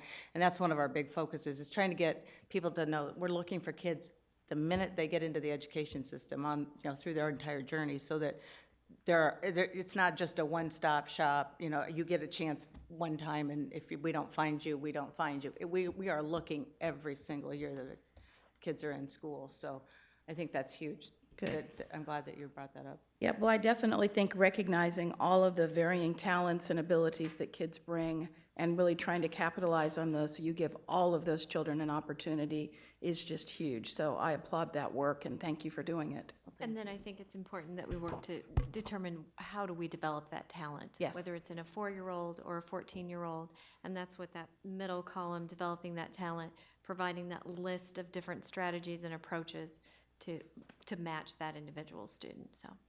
And we're starting to feel too, as a department, I think too, that it's a collective effort. Yes. It's not just the GT consultant's Right. job. Is, Right. you know, once they're identified, they're yours. It's, this year, it's just incredibly gratifying to know that it is a collective effort, and now that we're pushing into the buildings more, that's becoming more apparent. And so I think that's a great change that I think we're seeing too, is that it's everybody's job. You know, we're all doing this together to develop kids as far as they can go, wherever they're starting. So that's huge. Anyone else? I also appreciate the work that's gone into this and the direction that the district has gone with the GT program. I appreciate the systems approach and that it has definitely broadened the scope of identification for our GT students, both logistically around the city as well as on the GT spectrum. So thank you so much, and I think that's it. We appreciate the opportunity. Thank you. Thank you. Thank you. Okay, the next item on our agenda is item D4, authorization of submission of the restated DMTRS plan and trust to the Internal Revenue Service for determination letter within remedial amendment cycle. This is an action item. Thomas Harper, the DMTRS, do you have anything? Oh, I'm sorry. I really don't. This is just a standard, something we do have to do about every 3 or 4 years, to file a letter of determination with the IRS. And it does require board action for the DMTRS plan to make sure that it retains its tax deductibility. Have any questions regarding the agenda item at all? Okay. Thank you, Thomas. Is there a motion to approve the resolution for the authorization of submission? Move approval. Second. Okay, we have a motion by Ms. Caldwell-Johnson and a second by Mr. Howard. Please vote. Resolution is approved, 6-0. Thank you. Next item on our agenda is item D5, Board Policy 740. This is a discussion item regarding the recently revised policy for naming schools and facilities. as it did not provide an avenue to name schools or facilities for donors or fundraisers that made major capital donations toward a project. I don't know if anybody from our naming committee would like to speak to that at all, or if anybody has any questions. Mr. Barron. I would just offer that the purpose here, as Cindy laid out, is to offer another avenue for naming schools and facilities. This is something that's already ongoing in our district, and there are many examples of facilities within buildings that are named for folks who have made sizable, folks or organizations that have made sizable contributions to the district or engaged in exemplary efforts to try and raise money for the creation of a new facility. There's never been any written policy to guide this work, and what is drafted here and was vetted through the three members on our subcommittee is really an attempt just to guide that work going into the future, and was done with advice of Superintendent and Bill Good. Does anybody have any questions regarding the language? This is for our discussion right now. It would be on the next agenda for approval. So basically, we're saying on a major, if like East High has a major campaign, they would, if they want to have naming rights or whatever, they would have to get approval Right. from the board first. Okay. And it provides an avenue now for you to actually do that, because Right. even though it has happened in the past, prior to this board, there really wasn't a policy that addressed that, and we do anticipate that coming, other proposals coming forward in the relatively near future. So I want to thank the committee, Bill and Pat and Rob, for taking this on and making this addition so that we have a good way to manage this moving forward. I think what it does is it gives us an opportunity that, God forbid, that there could be a conflict or something that we don't get a whoops, which in the past, in at least one of our high schools, there was a question about one of the things that was put up, and it's already done. The Prairie Meadows, is it a wall or I don't even know what it is over there. But there was a question, but it had already been done, where with this now, at least that question would be asked and answered. Right, exactly. Terry? I just had a question about the absence of a dollar threshold. Was that on purpose? And if so, help me understand how we sort of distinguish when we get to individual projects, whether or not it's named for someone versus not, based on a level of funding being received. Well, yeah, to that point, so when we drafted this, we worked from a number of examples provided to us both by the Iowa School Board Association and Council of Great City Schools that the superintendent found us. And this is based on language that is, I believe, from the El Paso School District. And that district, that language did have a dollar threshold. Mm-hmm. I want to say it was 50% of the cost of the facility. Right. And we initially discussed putting that in and did not put it in because it's actually, I think, very tricky to meet that level. And we have a number of facilities that are in the $20 million or more range, for which there might be a contribution or a capital campaign that was $3 or $4 million, very sizable amount by anyone's estimation, but not 50%. So trying to kind of legislate a dollar figure was going to be really tricky, and in my opinion, probably a little too limiting for us. If it ultimately comes back to this table and those of us here, or our successors, we're the ones that can really determine whether the effort and the dollars raised or the dollars given were sufficient to necessitate the naming of a facility or school at that point.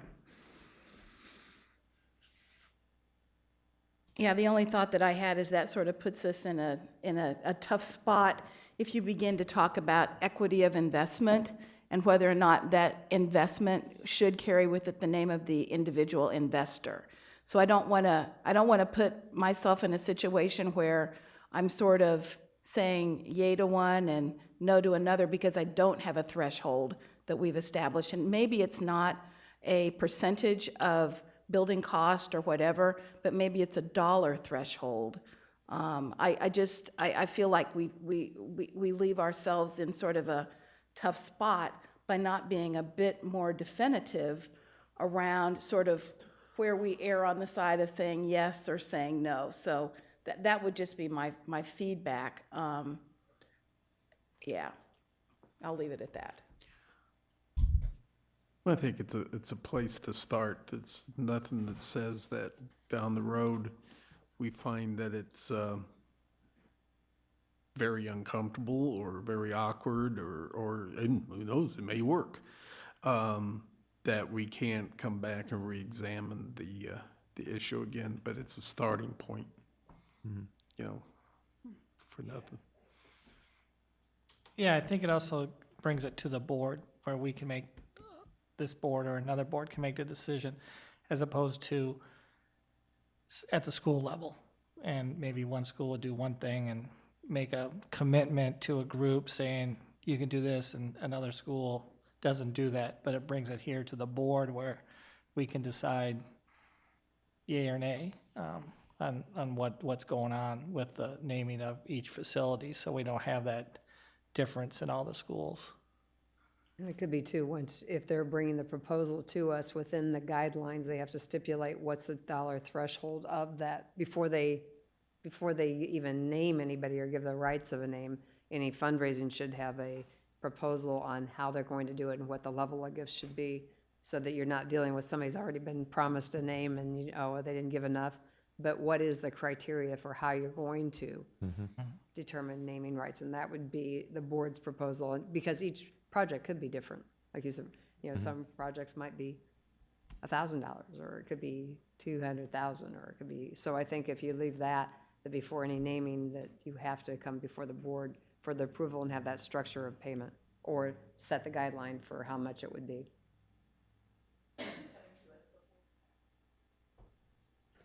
What you're proposing is coming to us before the fact when they actually establish the naming rights opportunities and thresholds, as opposed to after the fact. I would put that in. I don't know if that was the intent, but I think that on any naming rights, if there is for a fundraising aspect of it, that maybe that they would have to have approval before. Well, I think it says here, anyone may submit or for consideration, suggestions must be in writing, stating name, sponsor, reasons, justification.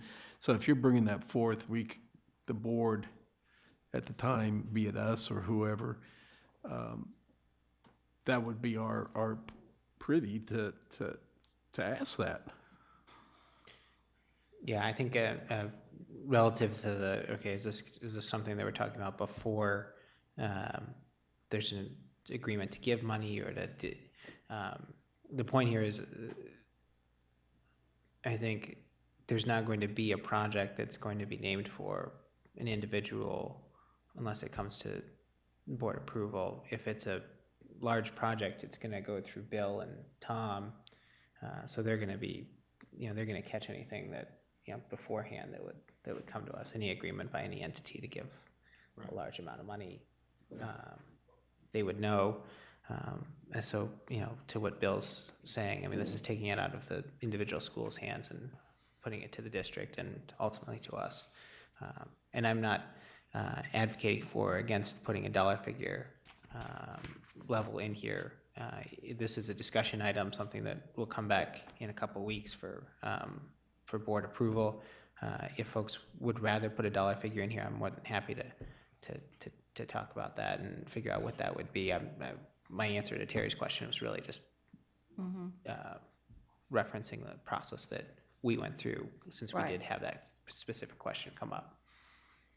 So I do like, what Connie has recommended. I mean, I think we want to avoid getting ourselves in a tough spot And if there's a way that we can procedurally set up an approval of the naming rights opportunities for a project in advance, then that gives us an opportunity on the front end to say, yeah, this meets a threshold that sort of makes sense, versus after the fact saying, are you serious?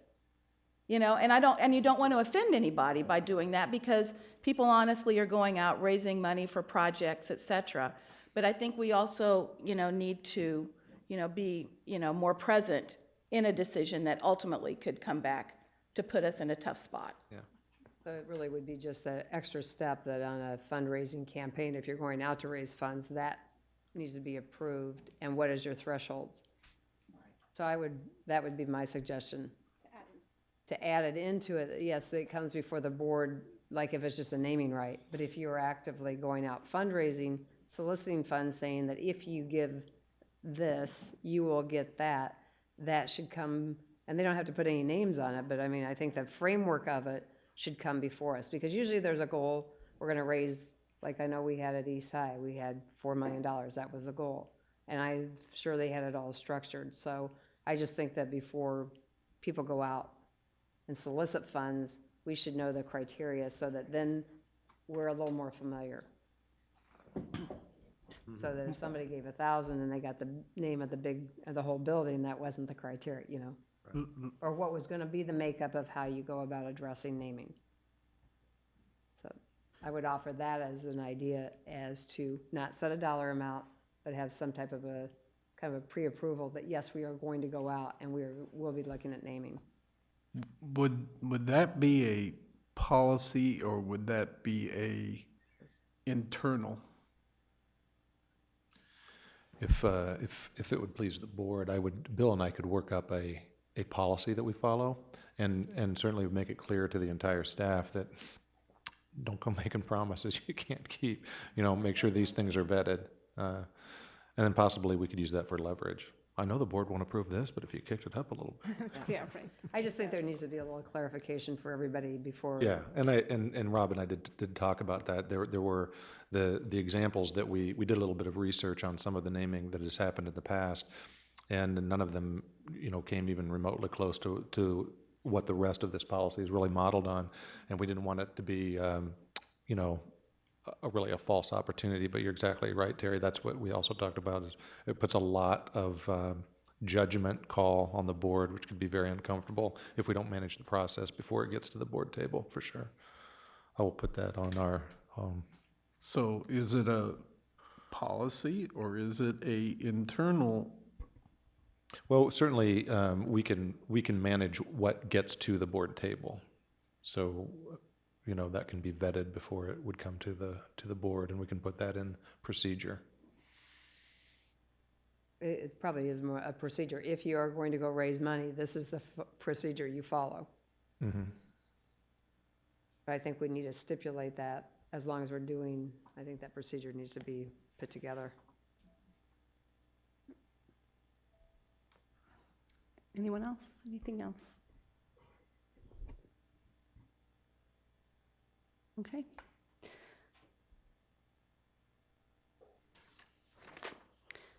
Next on the agenda, we have items of privilege, chair's report. Board, I would just say, if you haven't already, you can turn in your available dates for board training to me after the meeting, or by tomorrow would be great. And then I was going to get anybody else an opportunity for anything to share. Okay, and I will, yep. Connie and I had the chance yesterday to go to the Martin Luther King prayer breakfast, where 2 individuals associated with DMPS were recognized for awards. McKinney Johnson, who is a senior, I think, at Roosevelt, received the Youth Award, and they had a great video that featured the folks at the Urban Leadership Academy speaking to not only who McKinney is as a student, but also what she brings to the district, and it was just wonderful. And then also Sam Powell, who's the head girls basketball coach at East High, was recognized with an award as well. So DMPS was definitely in the house.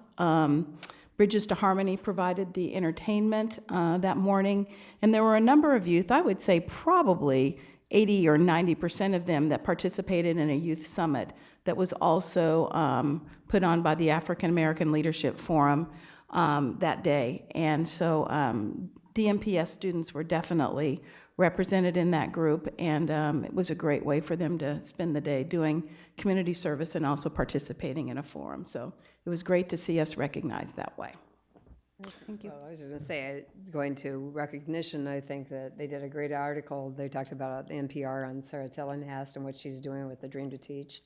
And then also this weekend was a program with Nancy Marazzi, who's done coding, and most of those kids are from Des Moines, and she does it at Zion Lutheran Church, and talked about the refugee kids and the work that she's doing with them. So again, I think it was great accolades for what we're trying to do to make a difference for all students in this community. Mm-hmm. Thank you. Now for superintendent's report. Yeah, I'll just echo sort of what Terry talked about. We did, DMPS did provide busing for a number of the students to make it possible for them to attend to the prayer breakfast yesterday.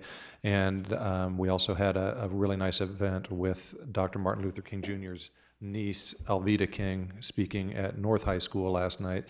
And Bridges to Harmony had another gig last night there, but also the North Gospel Choir did just an outstanding job, as well as the Icicerettes. So that was a wonderful event last night. We mentioned the coverage of the Dream to Teach program on IPR, but last week there was, and I should have called people's attention to it, I wasn't aware of it right away or didn't attend to it.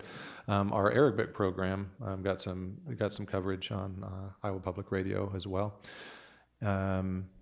And then I did just want to make a note. We are, to our young man's comments this evening, Rain organized the die-in at Central Campus, when was it, a month and a half ago or so. And I remarked on that in my superintendent's comments that evening. We were already talking about what's the best way to respond to the planned protest at East on Monday, and there are lots of ideas, but now we kind of get to take that off our plate because the students are taking care of that for us, and we'll certainly work in cooperation with them to let them lead the charge.